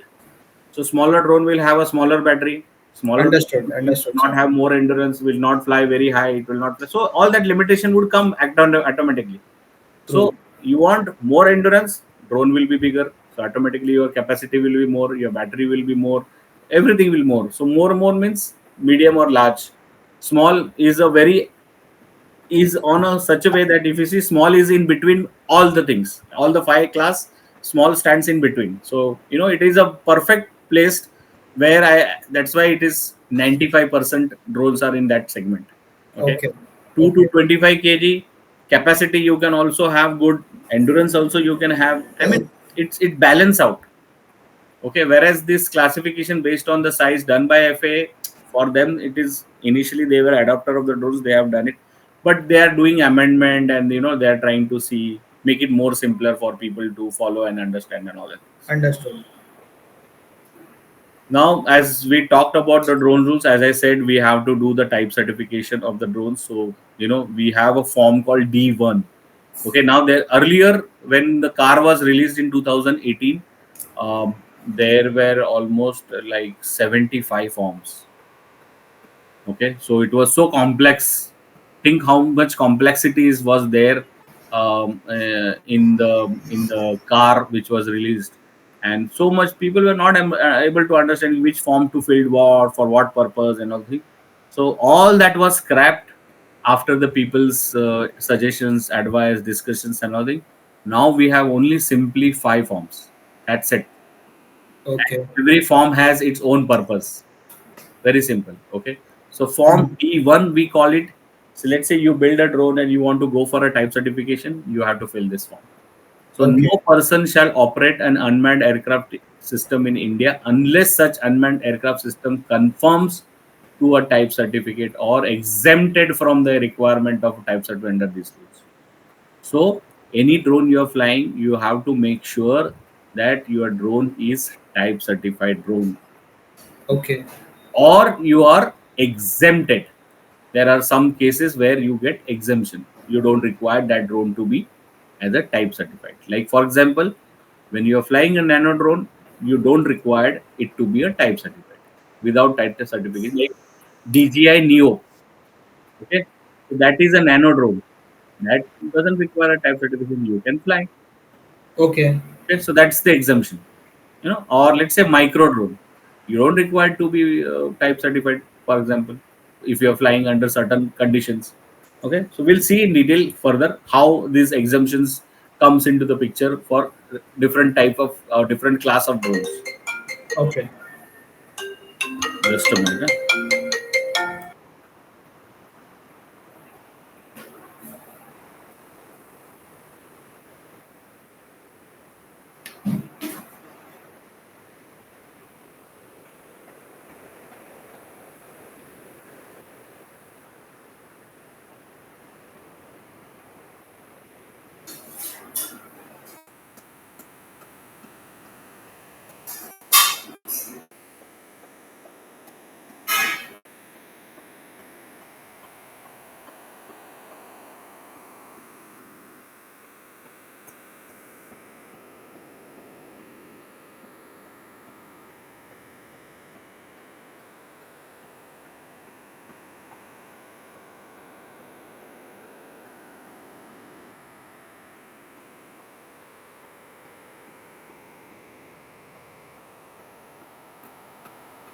Right, so based on the different classes, you have different exemptions for different purpose and different requirements. So not necessarily every drone you need to be type certified, but of course if your class is small, medium, large, you definitely have to get those drone type certified, or you are flying in a small class or a medium class or even a large, your drone has to be a type certified. Okay. Now, who does this type certificate? As I said earlier, the Director General or DGCA are the entity authorized by Director General in his behalf, may on the recommendation of Quality Council of India or an authorized testing entity issues a type certificate for any particular type of unmanned aircraft system. That means authorized testing entity will tell to Quality Council of India, and Quality Council will give that recommendation to Director General, and Director General will finally give you the type certification for that particular class of the drone. Okay, so there is a procedure in detail. There is a procedure. I mean, as a pilot, you don't need to know all these things in detail as of now, because your more is aspect of operational activity. But in totality, you need to know the drone rules. So we are actually just going through this some part of the drone rules. So form D1 is for application for the type certificate. So this is a big form. In drone rules document, there are annexures at the end of the document. There are all these five forms are, they have given those five forms also, so that you can go through that. So what is this? It captures like full name, who is actually making this application, and then details about the drone, the manufacturing details, and all that. A lot of things are covered into the type certification of the drones. Okay. Next, I mean, this is the application procedure that as I said, na, Okay. 60 days for the date of receipt of the application, and then 15 days for receiving such test reports. So this is how like particular of applicant details required for document respect to a prototype as specified. Prototype US shall be physically handed over to the authorized testing institute. Okay, so when you are going for a type certification, once you made the application, when you are testing entity is authorized and you start engaging with them, they will ask you to send up your drone to their testing entity along with the documentation. Okay. Actually, they will ask you to send three prototypes to you, to them, and then they will do all the, they shall examine the proposal, submit the test reports along with the recommendation to Director General within 60 days from the date of receipt of the application. But the moment they find any non-compliance part or any issues and anything, the meter stops there. So it is not 60 days. So it will stop there, and you will be given 15 days or a 1 month time to come back with the justification or recommendations or changes what is as required.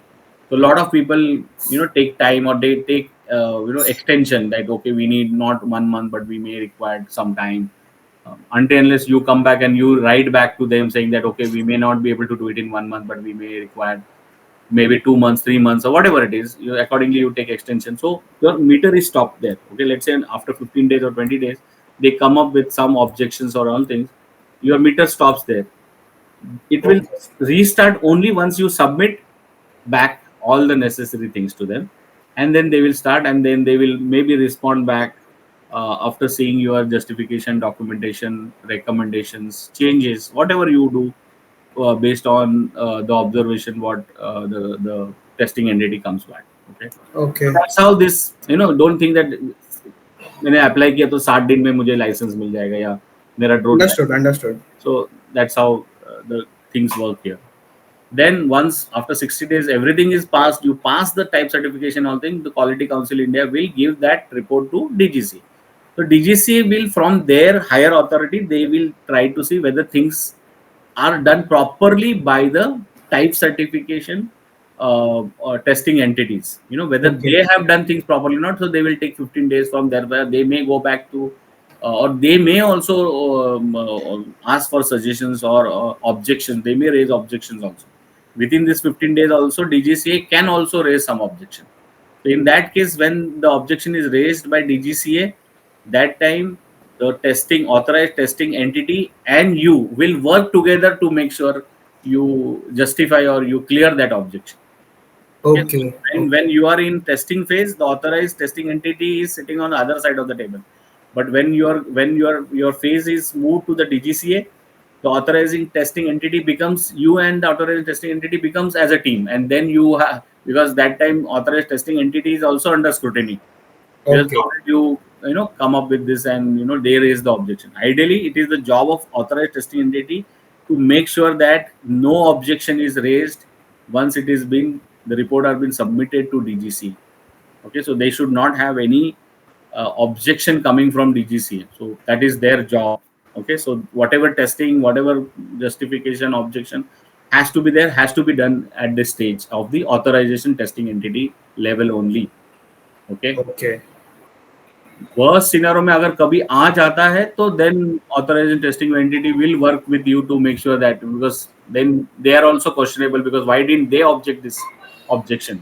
It will be question for their reputation also. Okay. समझ गया. Okay, so acceptance of approval given for the even foreign regulator. There could be a lot of foreign people coming, and but then again, based on the central government notification and official gazette, Director General may issue type certification to this type of unmanned aircraft system. Like for example, Adani has adopted Israel drones, right? Israeli drones, or they are Yeah. making it from outside. Or there are a lot of other companies or OEMs also are tying up with the foreign drone manufacturers, and they are trying to get that drone to be a type certified within India. So and then again, I said about import of unmanned aircraft shall be regulated. I mean, it is regulated by Director General of Foreign Trade, DGFT. Okay, and any other entity authorized by the central government. So DGFT actually may authorize some import export agencies also, to do this kind of work, but that will be under Director General of Foreign Trade. Exemptions for obtaining type certificate in certain areas. Which one? I said no type certificate shall be required for operating following, namely a model RPAS. Okay, model remotely piloted aircraft system. That means if you are flying a drone, flying aircraft which is like aero modeling, or you are doing it for some prototyping, or maybe you are testing initially all that thing. So you are flying a model. Before becoming a type certification, a model will not required to be type certified, Okay. or you don't require to obtain a type certificate. And the nano, as I said, nano is exempted from the unmanned aircraft type certification. Okay. Okay. Now, when we talk about building a drone under the type certification, there are certain mandatory safety features needs to be incorporated into the drone. Okay, so you see, central government may in future by notification in the official gazette specify safety feature installed on unmanned aircraft system by person owning it, which may include among other following safety features, namely. So as of now, as per the drone rules, there are three safety features which are been defined under the rules. Okay, one is no permission, no takeoff. So if you do not have a permission, you cannot take off that particular hardware with that particular firmware. Okay, but Okay. as of now, this is not been implemented. Okay, second is real-time tracking beacon. Okay, that communicates the unmanned aircraft systems location, altitude, speed, and unique identification number. So as of now, there are drones which are equipped with this kind of feature, but still this is not active, or Okay. this has not become a mandatory. So rules have suggested this to be implemented, but they have not become a mandatory set. So in future, by notification in official gadget, special safety feature installed on unmanned aircraft system by person, which may include the following safety features, namely. So that may come in future. So Okay. these are initially they have defined. So only out of these three safety features, the third one is mandatory to become a type certification. So every drone is type certified drones will always have a geofencing capability. That means the drone which you are flying, but horizontally, that is a lateral movement, you can create a you can create a virtual boundary, Okay. define a boundary within which the drone can fly, which is very important. So this geofencing is a mandatory safety feature to be implemented. Let's say you are flying in an agricultural field, you will always create a geofence. If you are flying in some area, let's say you are on a ground as a security person, you set up a monitoring station and you want to monitor that particular ground for people and all the activities happening within one. So you don't want that drone to go outside the ground or thing like in a stadium cricket match is Understood. happening and you want Understood. to fly the drone within the stadium and within the area. Okay, so you will define the So boundary. it's like that even though the drone has greater capabilities, but for the safety purpose, you have to define that beyond this, you will not go. I mean, drone will not go only. Even you give a command of throttle or you Okay. go give a Yeah. command of pitch forward. It moment it reach the boundary, there will be it will not go further, or there Okay. would be some action which will take off. Like it may land your drone also, or it Okay. may it may go to launch. I mean, it will launch go back to the home position. That way. So that means you are trying. I mean, ideally, a responsible pilot will never breach the geofencing. Hmm. Either it is happening due to some beyond control or some third person unknowingly trying to do it. That's why drone is programmed in such a way that if such breach happens, it should land the drone or it should go back to the home position, kind of thing. Okay, Understood. that's how the safety precautions are being taken care into the drone. So as of now, out of these three mandatory safety features, only geofencing is been applicable in the type certification of the drones or the drones which have been flown under the rules and regulations. Okay. Okay, now we talked about the type certification. Now, as we said, every drone needs to be registered. So we need to register the drone on the platform, irrespective of whether you are doing it for sale or leasing out or whatever activities you perform to do it. You have to make sure that your drone is registered on the platform. In Okay. case some requirements or some compliance part is there where you need to deregister drones also. Okay, so we'll see when we have to register, when we have to deregister drone.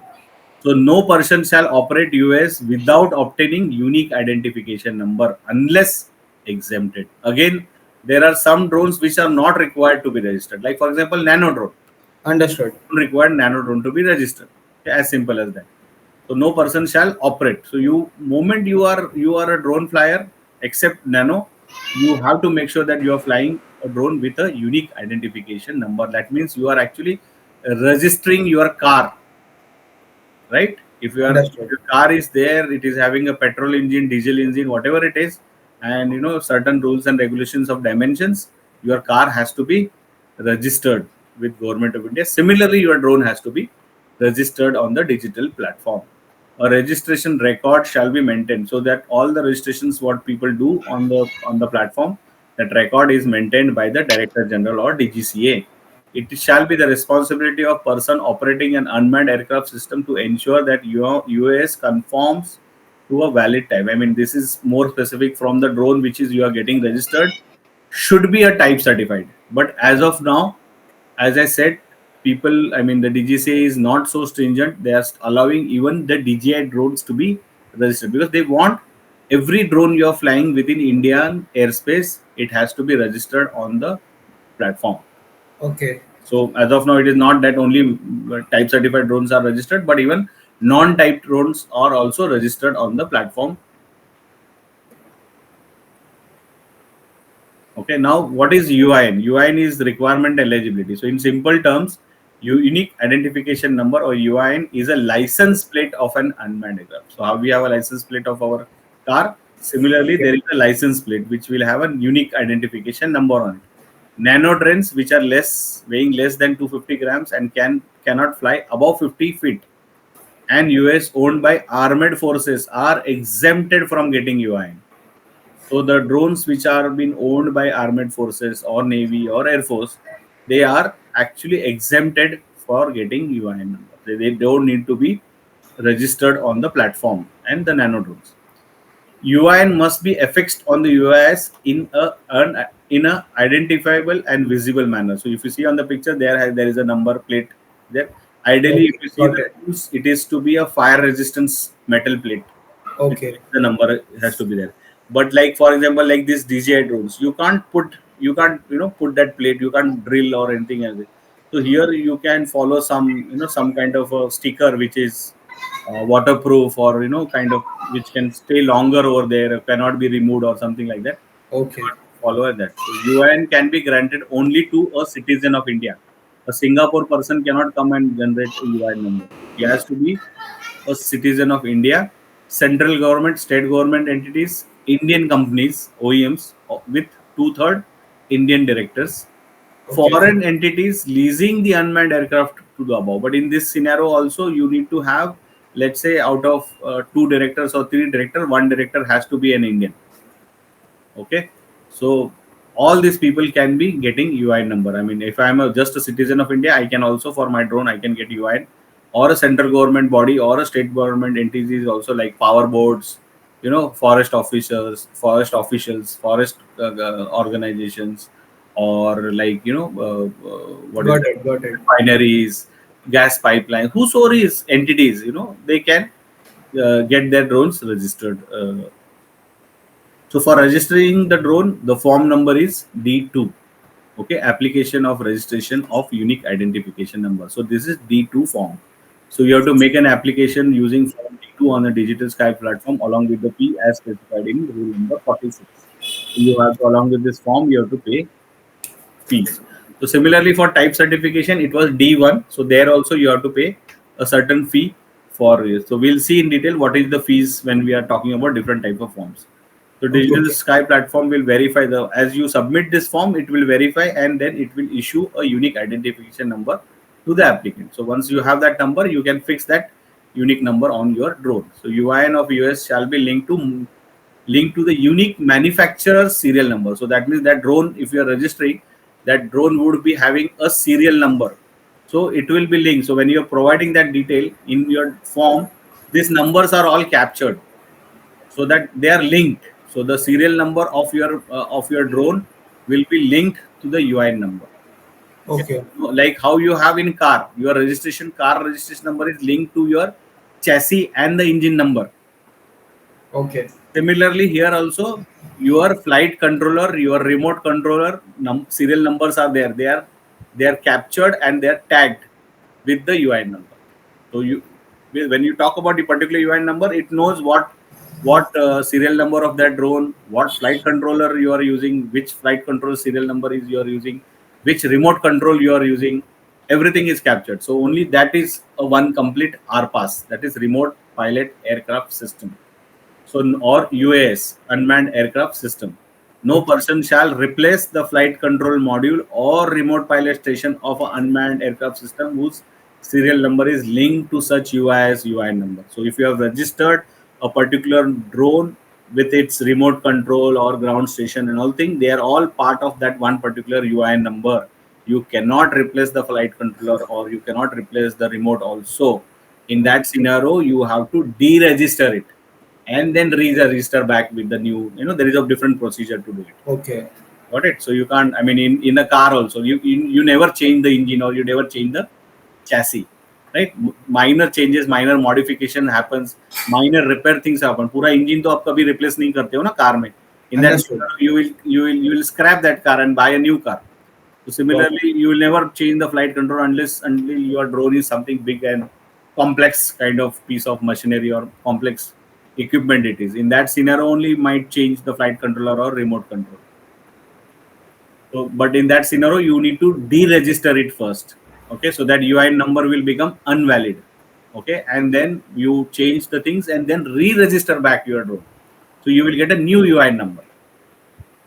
Okay.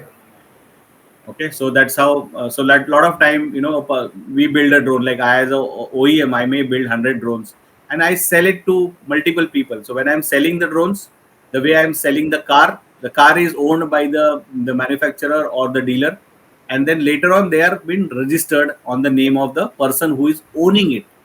Right, Okay. during when you purchase, you've done the payment and all thing. When the car keys are handed over to you, by the before the car keys are handed to over, the car becomes on your name, or probably at that point in time you might have taken a loan and all thing. It may be on that person, that loan who is giving you the loan. Maybe initially it has been named on there. Once you clear your loan, then you can make the transfer of that car on your name. Similarly, here also you may transfer an unmanned aircraft system to another person by way of sale, or maybe a lease, or maybe a gift, or any other mode after providing requisite details to the transferee, details of the transferee, and the unique identification number of the unmanned aircraft system in Form D3 on the Digital Sky platform, along with the fee specified in rule number 46.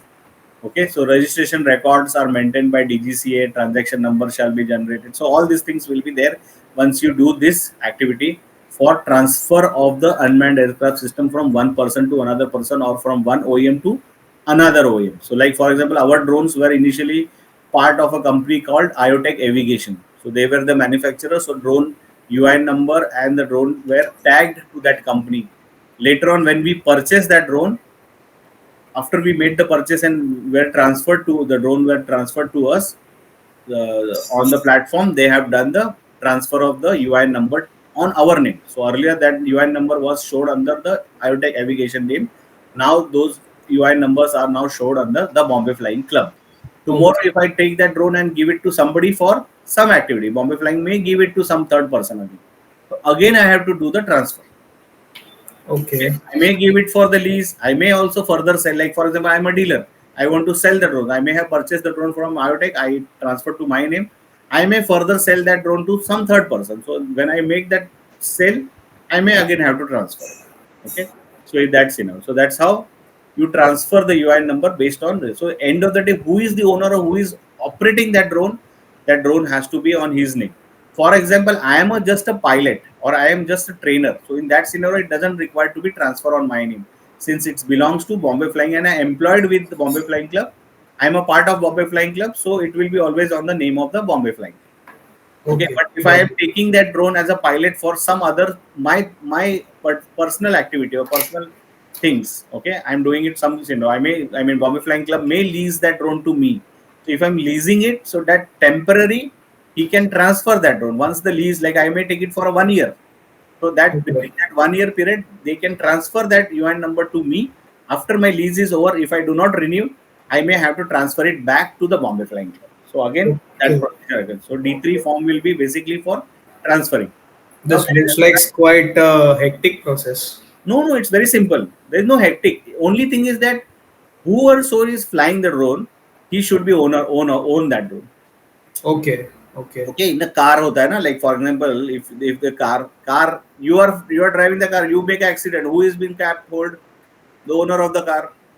Similarly, drone कोई उड़ाएगा, वो जाके crash करेगा, तो किसके नाम पे bill फटेगा? Understood. Understood. So to safeguard that, this procedure is there. It's very simple. If you are flying the drone, it's the job of the person who on whose name it is. He has to take the accountability. If he is taking the accountability, he may not transfer. But he is not able to take the accountability and he is giving it somebody to fly the train for operations, he has to transfer that OUI. It's just a simple process. It not takes more than 5-10 minutes. Okay. Okay. Okay, Okay. it's very simple. Okay, so D3 is for transfer.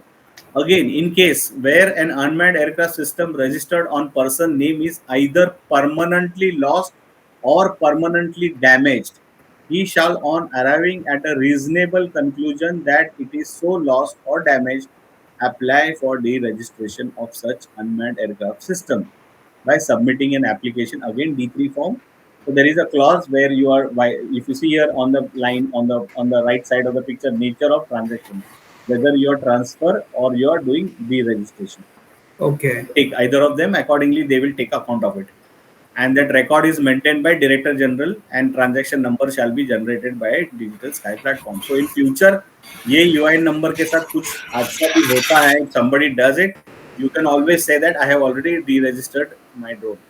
Okay. I don't know what has happened, so you are not accountable for that. Okay, so that person who may have done it, that all that wrong thing, he will be held accountable, but you will be safeguarded because you already done the deregistration. Got it. Got it. Okay, so these are how you to follow the rules and regulations. Okay, so now as we know the type certification D1 form, unique identification number, you have D2 form, then transfer and deregistration of your drones is D3 form. Now let's see the rules. Okay, now we can have a type certified drone, we can have a UN number. I can fly the drone now. Okay, so now I have to fly the drone. How do I fly drone and where I can fly the drone?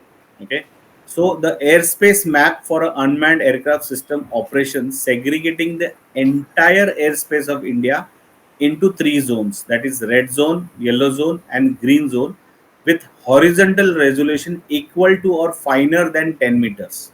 That means if you are looking this airspace, you can go up to a zoom up to 10 meters. You can see details up to 10 meters of the ground on the airspace map. So when we are talking, we have to take some central point or a base point.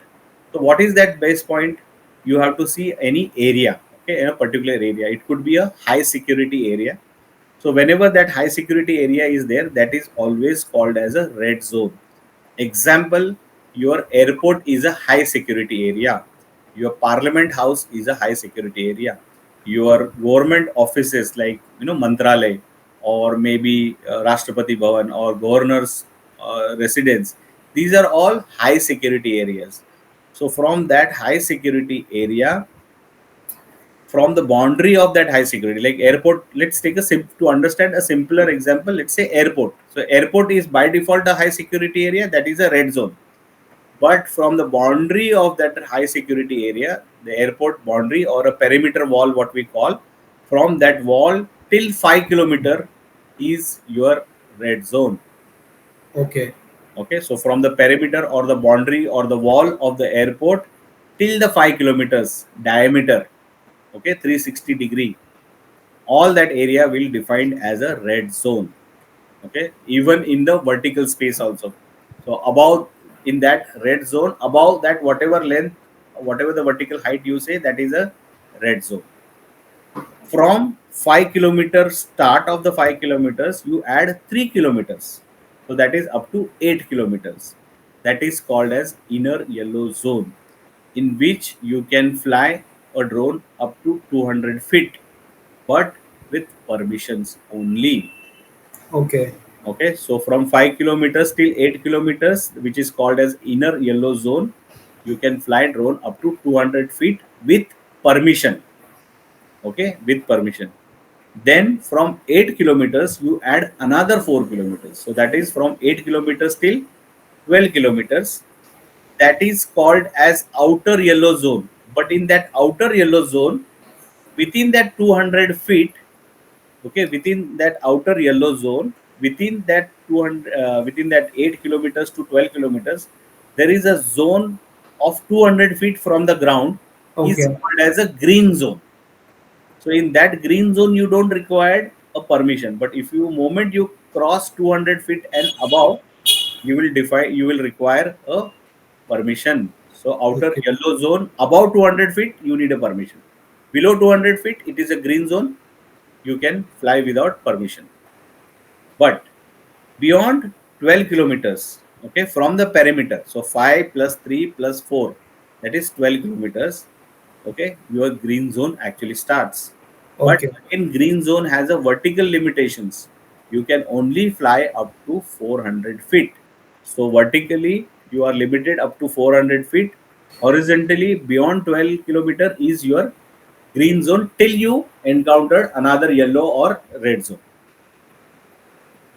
Got it? For example, Mumbai is completely red zone. So out of that red zone or yellow zone, let's say from the Mumbai airport, you calculate around 12 kilometers range. After 12 kilometer, it will be a green zone. Okay, so green zone will be there, but as you reach near to Surat airport or Nasik airport, so their airport again, their boundary will be there, their circles will be there, right? Okay. If you reach the next zone, yellow or red zone kind of thing, you are in a green zone. So that means if I want to use drones in Mumbai for let's say professional use, I'll Hmm. need permission for Flying. operations, right? Yes. Okay. So you need to take permissions. Like since you are, let's say you want to fly near the airport for some activity, some security also purpose also. It could be some security. Your company has been given some contract to do that. But since the contract is given, that means you are not authorized to fly the drone. Understood. Is your that is your work. That is your work. But then to get that facility or that thing, you need to follow certain procedures. You need to approach certain bodies and take the approvals. Like in red zone, you have to go to central government and or airport authority of India. Those bodies you need to take the approvals. Let's Okay. say in yellow zone, you have to take the permission from ATC. Okay, that's how they define from whom you should take the permission and what is the body you need to approach. Green zone. Green zone, though there is no permission required, but if you are doing, let's say, in forest is in green zone, but you Yeah. can't fly there without permission. So you have to appear, you have to apply the permission to the forest officials, or some there could be some property, maybe let's say something would be there. Okay, let's say for example there is a property belonging to some big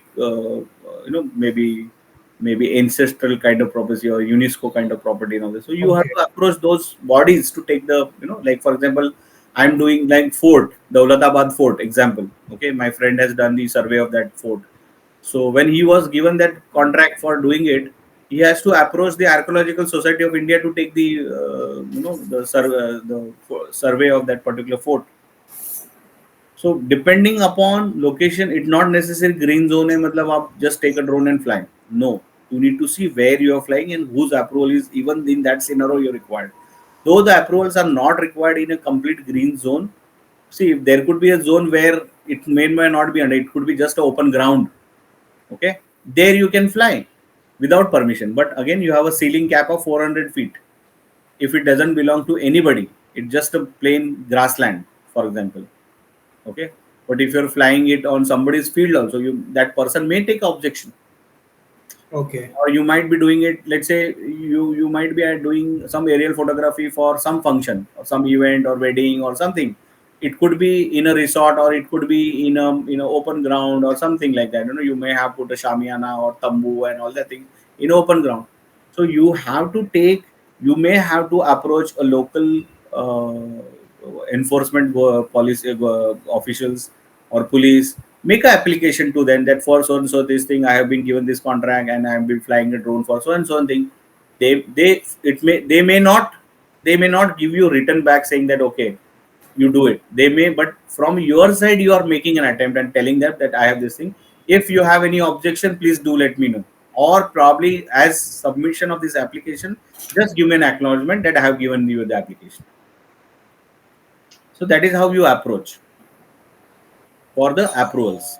Okay, so that's how you become more responsible because you will be a pilot, a trained pilot. Okay, a authorized licensed pilot. So as a pilot, you are responsible to make sure that you know your limitations, you know your compliance, follow your securities, you are following your safety protocols, all that things. It's not just by drone liya, drone trained kiya, my licensed pilot, I have become a licensed pilot, I will fly the drone. It's not like that. You Understood. follow the all the compliance, all the regulations, all the protocols what is required.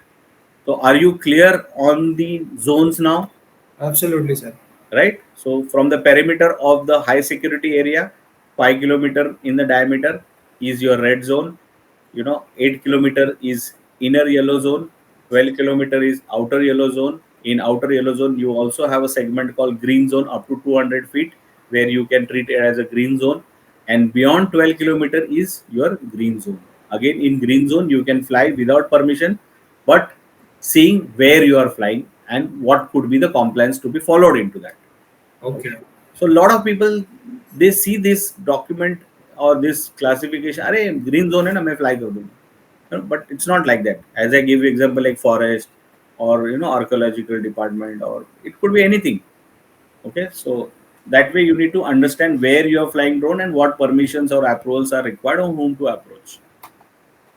Even sometimes near the dam. Now dam is actually is built into the green zone only, but because it is important and sensitive, you may have to take approval from the dam irrigation department or something like that, or they may only give you the contract, but then you have to formally, when you get a contract, you have to make an application to them saying that for this particular tender or this particular work, I will be doing this activity using so and so drone with so and so UIN number and my license and all that information what Understood. you Understood. need to. That's essentially that means that there shouldn't be a case of trespassing or Correct. privacy concern issues. Correct, correct. Now, when you are doing these activities, you have to make sure that you are following a proper procedures. So, mandatory pre-flight verification of zonal restriction. So, before commencing an unmanned aircraft system operation, a remote pilot shall mandatorily verify the digital sky platform for any notification or restriction applicable to unmanned aircraft system operation in the intended area of operations. So even though you are flying in a green zone, you have to mandatorily verify before you do your operations that there is no any such restrictions has been there. Okay, so Okay. for example, even I am flying my drone in my authorized airbase, I will always make sure before flying, I will always check on the digital sky platform whether this there is any restrictions would have not come or not. Like for example, I'll give an example. Before 4th of December 2024, Pune, Ahmednagar, Solapur region was green zone. After 4th of December, they have made that complete big area, complete Pune, Ahmednagar and Solapur region is currently completely under a red zone. So you cannot fly a drone anywhere in that region. Understood. So there were some training institutes. There were training institutes even outskirts of Pune city. They also cannot fly the drones. So for almost a month, those RPTOs or those training organizations were not able to conduct the trainings. समझ गया समझ So गया. they It's like that some VIP has come, yeah, something has happened, and they have just even yeah even put even some during restrictions over there. even during like elections, Yeah. temporary they might put some restrictions on it. So that's why we call it as requirement of prior. No person shall operate unmanned aircraft in red or yellow zone without prior permission. No permission, no prior permission is required for operating an unmanned aircraft system in green zone. But then there are little compliance and concerns are there. And every time as a remote pilot, it is mandatorily to verify if there is any notification or restrictions in the Okay. applicable for unmanned in intended area of operation. Okay, this is very important. So you just don't take granted that मैं green zone में है तो मैं fly करूँगा. Okay, it's not like that. Again, your airspace, okay, is dynamic in nature. So central government may update the airspace map on digital sky platform for unmanned aircraft system from time to time in order to change the status of area from one zone to another. Such changes shall come in effect no sooner than 7 days from date of such update. That means like, as I give you example of Pune, it was green zone completely, totally green zone was there. Now it is they have just put it in a red zone due to some security requirements. They have made that, and they have made it for 3 years. So that Oh, entire area is now under red zone for next 3 years. Only certain RPTOs are being given permissions to conduct the training under that red zone, but that is also for a temporary. They have given it only for a year. So every year they may have to submit again for approvals. Like okay. example, I'll tell you there is a RPTO in Gwalior, okay, which is run by IGRUA. Okay, so that is a aircraft. Sorry, that is actually a airport. So the drone training was also done on the airport. So airport is actually a red zone. Yeah. Similarly, for us also, the Dhule airport where we were conducting training earlier was under red zone. Okay, so there we don't get permission like to fly a drone, because first of all it is red zone, that means you can't fly a drone. But since you are conducting training at that location, we have to apply approvals every month for an airport. Every month, if you are conducting like training kar rahe hai, या whatever operations you are doing, based on like it could be a weekly basis, or it could be 10 days, or it could be on monthly basis, not more than that. So every month you have to apply it. So they will see whether in a month आपने कोई accident तो नहीं हुआ, कुछ issues नहीं हुए ना, all that thing. If you are So, record, sir, are there any online platforms for this, or we have to do it physically every time we need it? physically. Physically every time. Yeah, you have to make application. Okay. As of now, that procedure is not there on Digital Sky platform, but in a new portal that is going to come. So you have to define your flight path and all the things. It was there in the current digital plan, but it is on hold now. Okay. So you can define, you can build your flight plan, and you put for approvals and all the things. So that is a bigger picture what they are going to plan, something called UTM, okay, unmanned aircraft system traffic management. Okay. Okay. So that will come into the picture.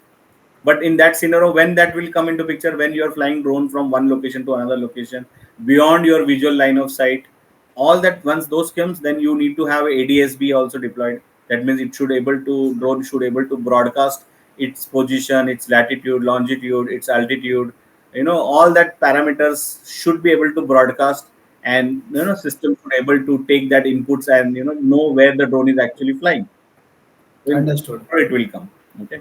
So here it is 7 days. So sometimes, like as I said, like for example, in our area, like Vasai Palghar area, from 21st of December till 31st of January, during that 40 days, that particular Vasai, Virar, Palghar area is completely put under the red zone for 1 month due to some terrorist threat, or could be some tips, Yeah, security concerns. concerns and everything. So temporary they will put it. Okay, sometimes they put it they will put it for 96 hours, and then again they will put it 96 hours they will put it. So like that they will, or they may do it for a month, and they will put it that start date and end date. Like it will put 21st December till 31st of January 2025. They put that completely under red zone. So that this particular area is now defined as a red zone from this period to this period. After Okay. 31st January, that is the 1st February, they will remove that as a red zone. Okay, so again it will become a green zone. So this is how it will be there. They will, who will able to do that? So the temporary red zone shall be declared by an officer not below the rank of SP, that is Superintendent of Police, or his equivalent. Such officer shall endeavor to keep the size of a temporary red zone reasonably and not excessive. That means a small area, he can define it as a red zone. Okay. Not a big zone, not of a district level or thing, but it's a small taluka level, or maybe certain area, wherever they feel SP can also meet. They have given that special permission on that platform to change the zone into red zone or something like that. But an endeavor shall be made to inform through Digital Sky platform. So that there are in that area, there are certain operators, certain drones which are registered under that rule. Let's say for Vasai, Virar, Palghar area, there could be a pilots, there could be a drones. So endeavor shall be made to inform through Digital Sky platform or other electronic means, maybe like mail, SMS, WhatsApp, all those things, to all the holders of unique identification number who are within the distance of 5 kilometers from the perimetry of the temporary red zone. Suppose आपने एक red zone बनाया 10 kilometre का diameter का, तो from that 10 kilometers till the 5 kilometers of diameter, मतलब total 15 kilometers के range में whatever the UIN numbers are there registered from that region, the enforcement organization would take their effort to inform through Digital Sky platform or through electronic means, maybe like SMS, WhatsApp, all that thing. So they will, it's their job to do it. But okay, see the next. 5 kilometers from the perimeter of the temporary red zone of the restriction so declared under the sub rule 1. But in case no such information is received, it shall not absolve a remote pilot's responsibility to verify the zonal restriction on the Digital Sky platform before commencing the unmanned aircraft system operation into the intended area of operations. Okay, that means end of the day, you as a responsible pilot, it's your job to see that before you commence your operation, that whether that area is not under the red zone. Period. Okay. Okay. So it's a end of the day, whatever mechanism, all other things, whether they do it, not do it, it's irrespective. You need to go on the airspace platform and see whether it is red zone or not. If it's not red zone, you are good to fly. If it is red zone, then you have to hold your operations, find out, take approvals, and follow and do the things. Clear? Clear, So sir. operations of, again, some certain rules and regulations, they have defined certain rules are there. Rule number 44 or something like that. So carriage of dangerous good, no person shall carry dangerous goods on unmanned aircraft system. Such operation is in compliance with the aircraft claimage of dangerous good rules 2003. As I said, 2003 you had a rule. There was a rule amendment has happened on what is called as a dangerous goods. So based Understood. on that, you cannot carry any dangerous goods on the unmanned. Like you might have seen or heard news, cross-bordering drones flying from Pakistan, Yes. India, and either sometimes the ammunition comes or sometimes drugs are being delivered, and all that things are happening. So that is a dangerous part. Then right of way. Okay, this is another rule. No person operating an unmanned aircraft system shall violate the right of way to the manned aircraft. Okay, so manned aircraft will always given a priority. Priority. In case you are flying a drone in a red zone or a yellow zone, even though you have approval and everything in place, still the priority is always for the manned aircraft, and you should always remain clear of all clear of all manned aircrafts. Okay, so priority and these things are to be given priority to the manned aircraft. When you are flying the drone, it is bound to have some kind of accident, some kind of issue, you may crash or something like that. So in case of such kind of issue, mandatory reporting of accident no later than 48 hours after the incident involving an unmanned aircraft system take take place. It is I think there was a typographic error. Takes place, the remote pilot of such unmanned aircraft system shall report the accident to the director general through the digital sky platform. So on a digital sky platform, there is an option where you can record your accident. Okay, so Okay. that it's like how you let's say you crash the car. Keeping a record of it Yeah. that. You go into the police station and you inform, right? I had Yeah. accident so and so. So it helps you for your insurance part also. And then in case in future somebody claims or put something cross thing on you, you are safeguarded that you have already intimated to the enforcement officer or DGCA like that. So similarly in the drones also, if you encounter any kind of accident, you can always report it to the DGCA. Okay. Okay, so these are do's and don'ts. So know the characteristics of the aircraft and how to fly it safely. Ensure the aircraft is safe flight before operate. That means you need to do pre-checks. So this during our practical sessions, we'll see what are the pre-checks, and we say and we fly the drone. We should know the specification of our aircraft, limitations of our aircraft, how much we can fly. We should know, like for example, our drone can fly only up to 100 meters. Okay, so I cannot fly above that. So I may not give that much throttle up. So I need to know my limitations and know my the aircraft very well. Ensure the aircraft is safe. That means I before flight I need to make sure that everything is proper in a flying condition and all that thing. Fly only in a good visibility and weather conditions. So when you are flying, you should make sure that you are flying in a good clear weather kind of thing. Keep your aircraft within your sight at all times. Since we are doing under VLOS condition, you can't fly further away from you. So you have to fly within your visual line of sight. Ensure the operation of the transmitting division of unmanned system complies with IDA requirements. Okay, so this is basically you have to make sure that you are following the signal transmissions is happening with the IDA Okay. requirement and all the things. Okay. Then keep a sufficient distance from people, property, and other aircraft, manned or unmanned. So you should fly safely. You should not fly the. I mean, we'll see in the don'ts. I mean, what is about this sixth statement? What you do. So these are some do's. What are, there are more numbers. I mean, you will see a lot of. If you search on Google, you will see a lot of do's and don'ts about drone flying and all that. But these are something which is very important. If you follow this six, is more than enough if you are doing it safely and securely. Your drone flying or drone operations. Okay, so let's see what are don'ts. Do not fly an aircraft weighing more than 7 kg. So in our case, do not fly an aircraft more than 5 kg. Sorry, not 5 kg, 2 kg. Okay, because if you are flying, more than 2 kg, then you need to have all this compliance part. You should have a type certified drone. You should have be a pilot and all the things. Okay, but beyond, like, let's say nano drone, you can fly. Okay, do Okay. not fly the aircraft over the crowd. You're not supposed to fly the crowd on the drone on the crowd and all that.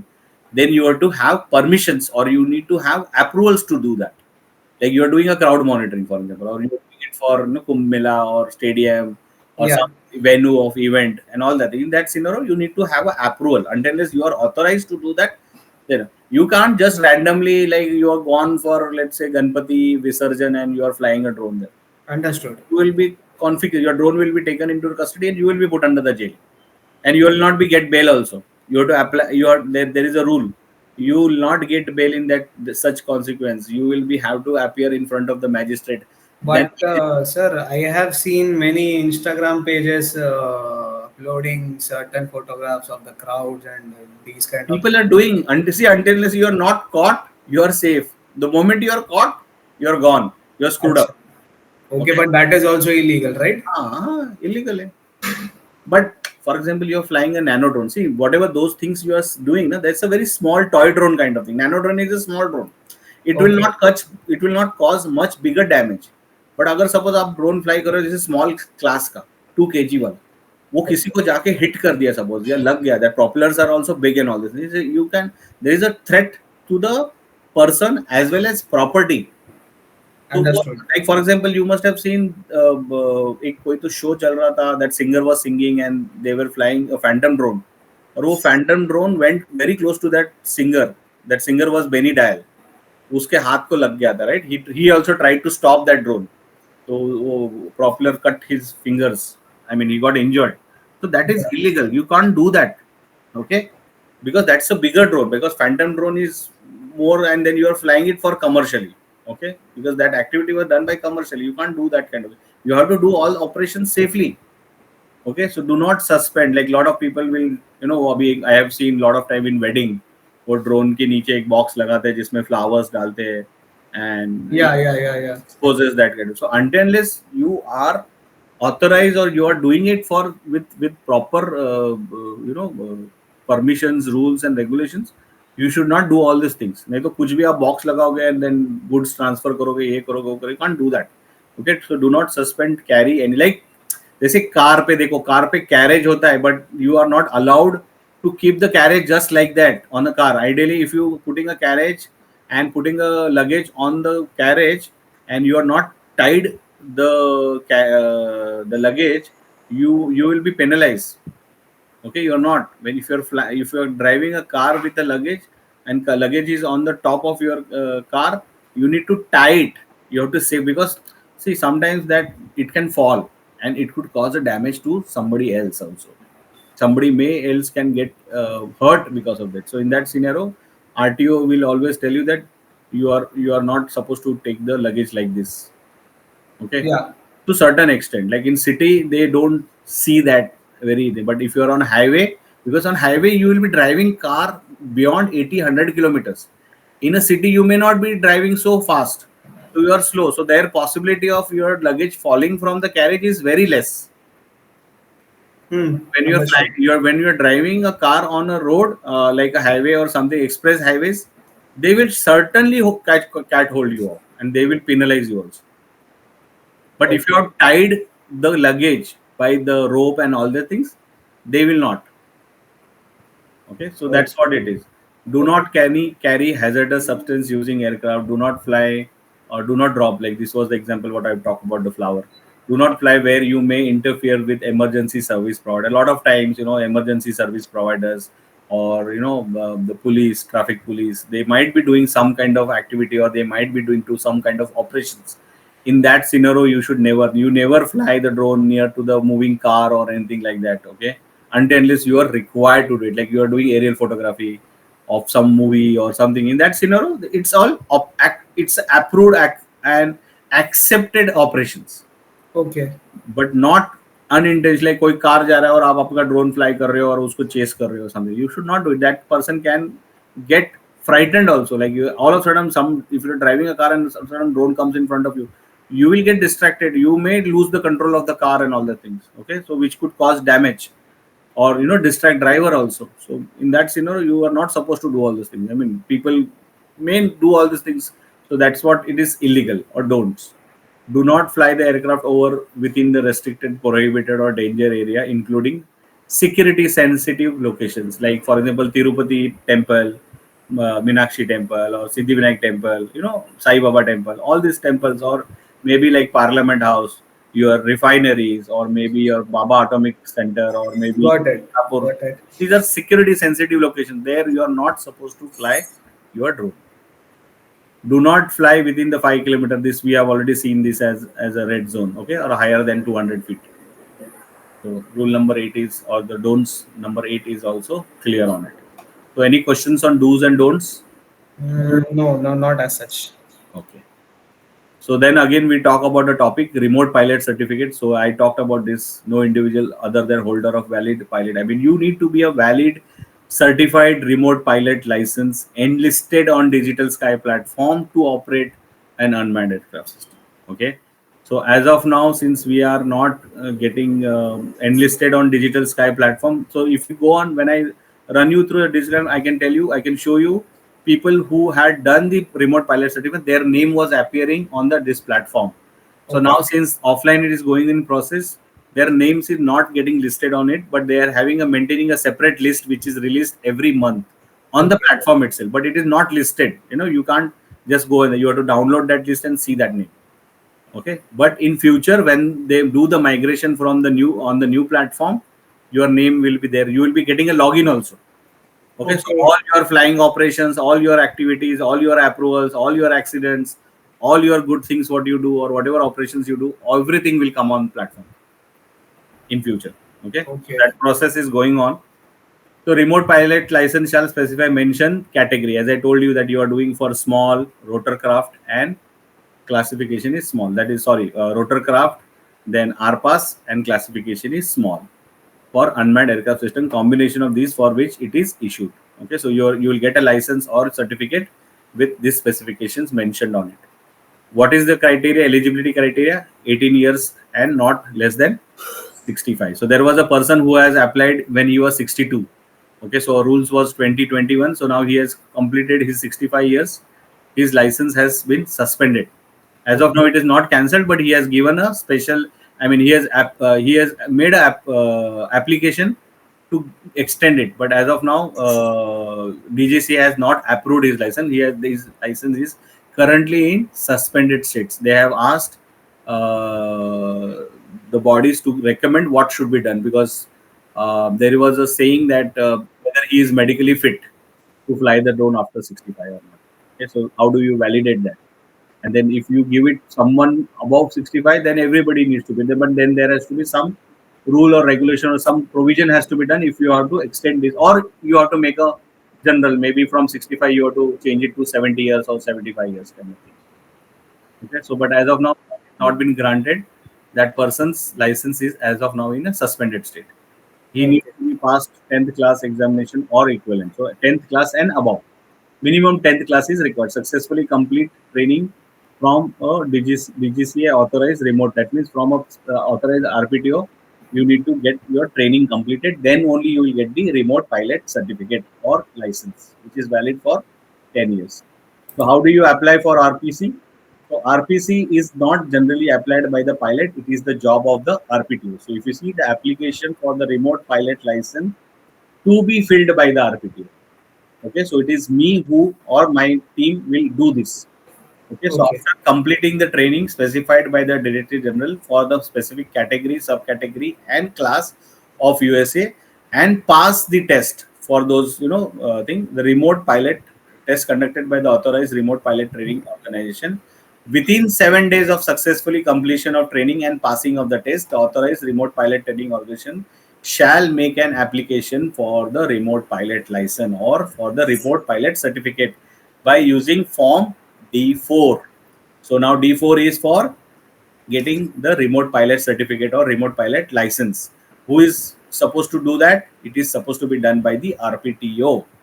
The individual in respect whom an application has been made by the authorized remote pilot training organization shall issue a remote pilot certificate through digital. Earlier, we used to do it through digital Sky platform. So that is called as an online process. Now that Okay. online process is on hold because of the migration, we are being told to do an offline process. Okay. Okay. So there is a, we need to fill all, get your all documents. We need to fill Excel sheet specified as per that template. There is a form D4 form which we need to download, fill it manually, and send all the scanned copies to the DGCA. And then within 7 days or 10 days maximum, you will get your RPC to you, assigned to you. Okay. Okay. So validity be valid only if it is enlisted on the Digital Sky platform. Unless suspended or cancelled, your license will be valid for 10 years. It can be renewed by DGCA for a such period, maybe like 10 years. We do not know because as of now, everybody license is just 3 years old. 3 years, 2 years, 1 year, or 1 month kind of thing. Okay, because we started in 2021. So we have just completed 3 to 4 years only as per the rules. So Okay. subject to the period of 10 years after the payment of fee, and he goes through some refresher course, maybe like by 2031. Okay, when most of the people will start license getting expired. So that point in time, they can make an application. They may have to do some refresher course. It could be a 1 day, 2 day, or 3 day refresher course. They have to do it, and by making the application, your license will get renewed it again for another 10 years, or maybe whatever the rules and regulation comes at that point in time. Okay, so may be specified by the Director General on the Digital Sky platform from time to time. Okay. Now, who is exempted from getting the remote pilot license? So, no remote pilot license is required for flying a nano drone. You got it? You told no, that some people are flying and then putting post on Instagram, Facebook, and all that. Understood. They may be flying nano drone and they may be not. Since it's a nano drone, you don't require a type certification. You are exempted. You are exempted from even getting the remote pilot. So, like DJI is less than 250 grams. Okay, very simple, small drones, very stable with a flight time of maybe 10 minutes or 15 minutes, and it has its own limitations. And it's very like you, if it is flying, also you can hold it, catch hold it of it. So Okay. you will not feel scared or you will not get injured by that drone also to certain extent. Okay, because it has the propeller has a casing, the cage, and all that thing. So so that protection is there with that drone also. And then micro drone, operating a micro drone, but for non-commercial purposes. Like you may be flying drone for your own purpose, your own, you're not commercializing it. You're not doing the service using micro drone for some other organization. You're charging somebody for that. In that scenario, you don't require to have a remote pilot license. Clear? Okay. Okay, I think we got extended with long I just have a question that if I have a small category, small small class. class license, so can I operate micro for commercial purposes? No, you need a license, So that will be a separate license, right? separate license. I will have to obtain a separate training course for that. Training course is same. There's no, Okay. see, if you go for micro, small, or medium, training is simple. Only you need to get physical, practical training on that particular class. Okay. Understood. Your theory is same. Theory is not changed. So a lot of time Understood. people who upgrade, like today you are done doing for small, maybe after down the line you may after 3 months or 6 months you feel that I want to do my RPC for medium class also. So when you Okay. go for medium class, you told that the organization that, or you may come to Bombay Flying Club, they say we may just do 1 day, just refresher theory session for you, and then we just go for a practicals. That's it. Okay. Or you may not require to do a theory also. I mean, you may exempted from the theory also. Okay. Got it. Got it. So normally micro, nobody does micro unless you have really requirement of micro. So this Small, was yeah, yeah. just a In random case you have question. a drone in that class, then if you are flying a drone, you need to have, like for example, if you have a four-wheeler license, you can't drive two-wheeler, and if you have a two-wheeler, you can't drive four-wheeler. So every segment you need to have, or even four-wheeler, you have a car, but you are trying to drive a tempo or a bus, you are not allowed, because again that rating or that category, you need a separate license for that. You True, need to true, true. endorse for that. So similarly here also in drone also the same category is there. I mean Got it. same functionality is there. Got it. Okay, so we are just a couple of slides now. Uh, as I talked about the drone insurance, again said the provision of Motor Vehicle Act 1988 is applicable for drone insurance also. Rules made under the shall apply mutandi mutandis to the third party insurance of unmanned aircraft system, compensation in case of damage to the life or property caused by such unmanned aircraft. Like for example, if you car आपको किसी जाको ठोक देते हो या car किसी घर को अभी सम प्रॉपर्टी को आप ठोकते हो तो whatever procedure is there followed under the motor vehicle act for that car same is applicable for the drone. Got it. Okay, so that is what we call as third party insurance. When you are taking third party insurance, you have to make sure that you go through the policies, ask the person who is giving you the policy what is kept, what is been covered and what is not been covered. Don't blindly take the document and all this. So there are a lot of changes could happen. The change in the what has been covered, what is not been covered will change your premiums and all that thing. That's why I was talking about, like if you are doing some critical operation, you may take a insurance for a short period, so that way you can save money on premium rather taking it for 1 month or 6 months or a year. You have to see what insurance exactly you require. You need to be sensible and clear on what insurance. Like you may do activity only for a day, and then once you complete your day, you have a data and you are going to work another 1 month only on that data. You're not going to actually fly the drone. So why do you want to take a insurance for a month? You may just take it for a 1 day or 2 days or maybe a 5 days kind of thing. Simple. Okay, समझ don't गया. take it for a month. So, person operating unmanned systems shall use an insurance product specifically designed for such operations, as and when such insurance product is approved by. So, this particular insurance, whatever it is, it is been approved by the IRDA. Okay, that is Insurance Regulatory and Development Authority of India. So, all your insurance companies are registered under this authority, okay, or this board, and they will only authorize certain insurance company only to assign. So earlier there was only one company. Now I think there are 5, 6 insurance company which are offering drone insurance. Okay. Again, exemption provided that nano unmanned system may operate without third party insurance. So since the nano drone is very small, very less, which could cause damage or anything, those are being exempted from getting the third party insurance. Clear? Clear, sir. So again, some important part, why is drone insurance? Drones are prone to crash owing to the bad weather, power failure, or inexperienced pilot. Or maybe initially you are doing it, so you may encounter this kind of problem. Understood. So drone crash means what? Damage to the body of the drone. I mean, your drone may get crashed. I mean, even Neo drone is almost 40,000 rupees, 45,000 rupees. So it is, I mean, if it is crashed, if it is not covered under insurance, you lose that 45,000. If it is covered under the insurance, you can claim and you can get money back, right? True. But again, if you are flying it in a proper, sensible way and all the thing, if you are done by your mistake, they may not pay you back. Okay, so they have that. That's why you have to. Those are the obvious. Policies you need to see and run the document on it.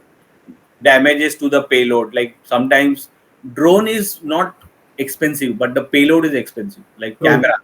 Okay, sometimes cameras, thermal cameras, lidars, or hyperspectral, multispectral, whatever that payload you put.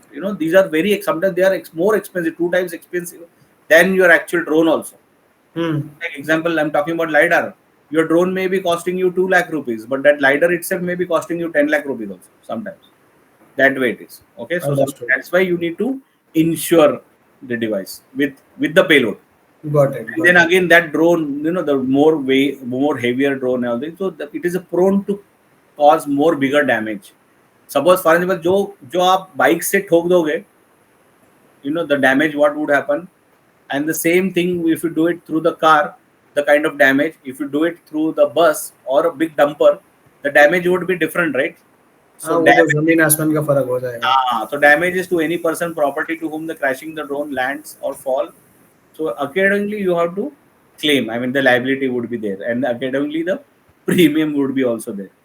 So a valid drone insurance policy would cover either or all of the above damages. I mean, So you have to, that's what we are saying. It is mandatory to read the policy and you ask the policy provider what is covered and what is not covered. Lot of time we talk only about what is covered. हाँ मेरे को आपको 10 लाख का ये किया हुआ ये किया वो किया. But you ask what is not covered. Okay, so automatically you know what is your requirement. What is not covered, you will know that that is what you required. And so they are very smart people.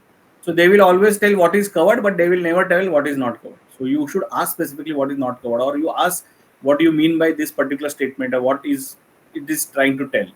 So you read to this. So whether it is, sometimes they will give less premium. अगर आपका drone insurance में covered है, you will get 5 lakh rupees as a cover. But आपने वो damage किया, किसी का somebody lost a life or somebody's property was damaged and all that things could have happened. Okay, in that scenario, your cost, rather than cost of the drone, the damage what has happened would be more, and you will not able to compensate that person, because then you say, okay, license मेरा insurance में तो वो cover ही नहीं हुआ था. Right. So they may give you 5 lakh rupees. So for 5 lakh rupees, the premium may be just like, let's say, 5,000 rupees. But if you are covering a 10 or 20 lakhs, the premium may be going up to like, 10,000 or 12,000 rupees also. So you may think, अरे 5,000 का 10,000 का क्यों मैं insurance लूँ? I may take it only for 5,000. But there are pros and cons with respect to the premium also, because according to what liability is covered, the premium is also decided by the insurance company. Understood. Okay, so mandatory third-party liability drone insurance. So as I told you about, 4 hours, 1 day, or 1 year. Okay, then what they will take, drone serial number, UIN number. Then they will take the pictures. They will ask you to share the front, back, top, side, serial number, all that thing, and then liability covered. As I said, 10 lakh, 20 lakhs, depending on the plan. Okay, so this is something important aspect as a drone pilot. So as a pilot, you should make sure that your drone is covered under the insurance. Without insurance, you are not supposed, you should not fly a drone under the class of small, medium, or large. Okay, even the micro. Nano is exempted. Okay, so we talked a lot of places about the fees. Okay, so what is the fees for issuance? That is type certification D1 form, 100 rupees fees. For issuance, transfer, deregistration, that means D2 and D3 form. Okay, D2 is for UIN number, D3 is for transfer of UIN number or deregistration of UIN number.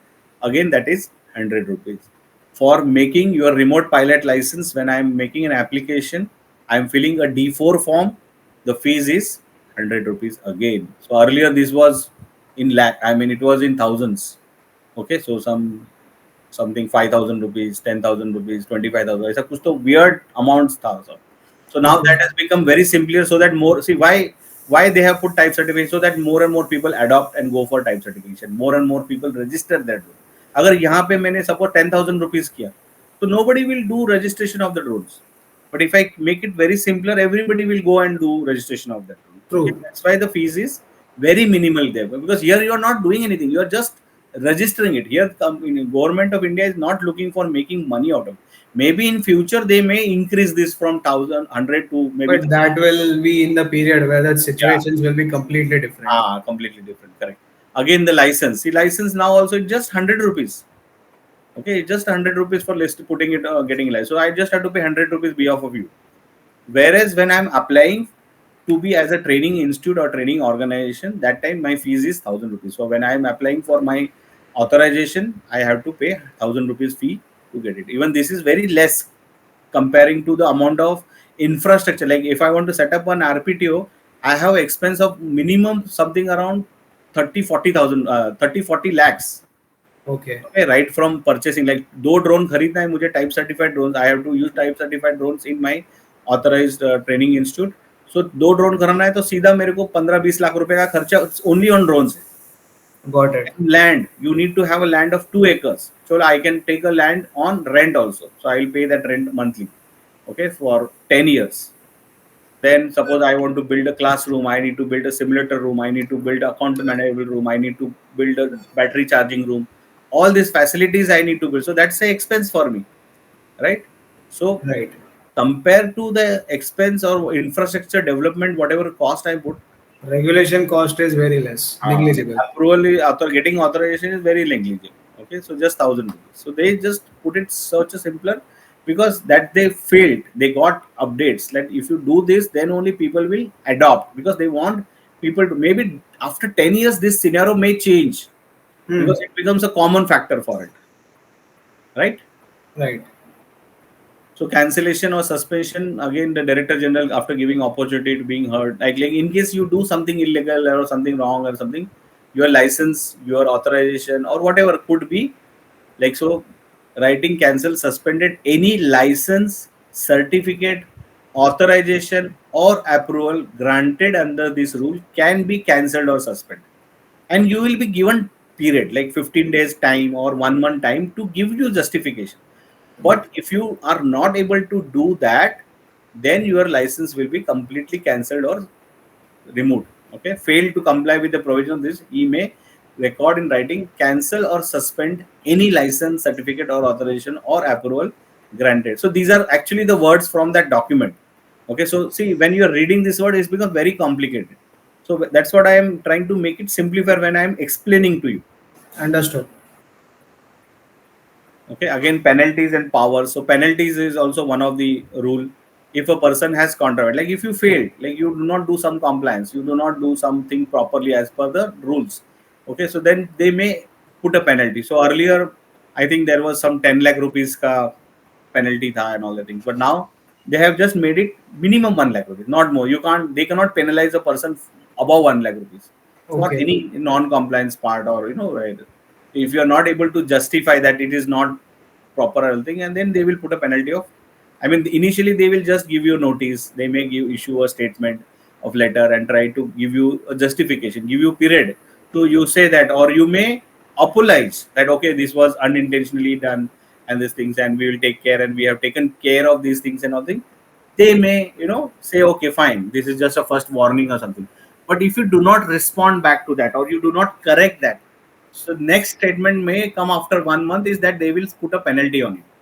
If you after penalty also you are not doing anything, they may simply cancel your authorization, cancel your license, cancel your approval, or whatever it is, as per the rule, whatever you have got that special access or treatment, that will go. Again, director general has complete power to inspect. So they, at any given point in time, they can visit my RPTO. They can ask, if they feel that as a pilot you are doing anything illegal, they may ask you also to justify or see what is what. Okay, अभी ऐसा कोई case आया नहीं है as of now, but this statement says that director general is a superior, he has power to inspect. Okay, any person authorized by him, by a general, a special order, may inspect any unmanned, like we find that you are using your unmanned aircraft system for some illegal activities, so they may ask you to show or provide the unmanned, he may inspect, or maybe any facility, or maybe interact with any personnel, or inspect any document or record for the purpose of securing compliance with these rules and provision of the act. Okay, so DGCA has complete power to inspect you as a person, your device, your property, or anything. If they feel if it is as per these rules, if they find it is non-compliant. Okay. Got it. Okay, so this is just to summarize. Drone rules 2021. So if you see registration, you can do registration for nano drone, though it is exempted, but a lot of people do nano drone registrations also. So nano, micro, small, medium, large, all these 5 classes you can do registration. But type certification, nano drone is definitely exempted from it. So you can do it for micro, small, and medium and large. Pilot license, again, for nano drone flying, you don't require a pilot license, but for micro, small, medium, large, you require. Do you require a permission in green zone? You don't require permission to fly anywhere until unless you are doing it in a proper fly. I mean, you need to see other aspect like green zone hai, but forest area, so you need to take approval. But Okay. pure, green zone is no permission required. Permission in yellow zone, irrespective of what class drone you are flying, you need a permission. In a red zone, yes, you need.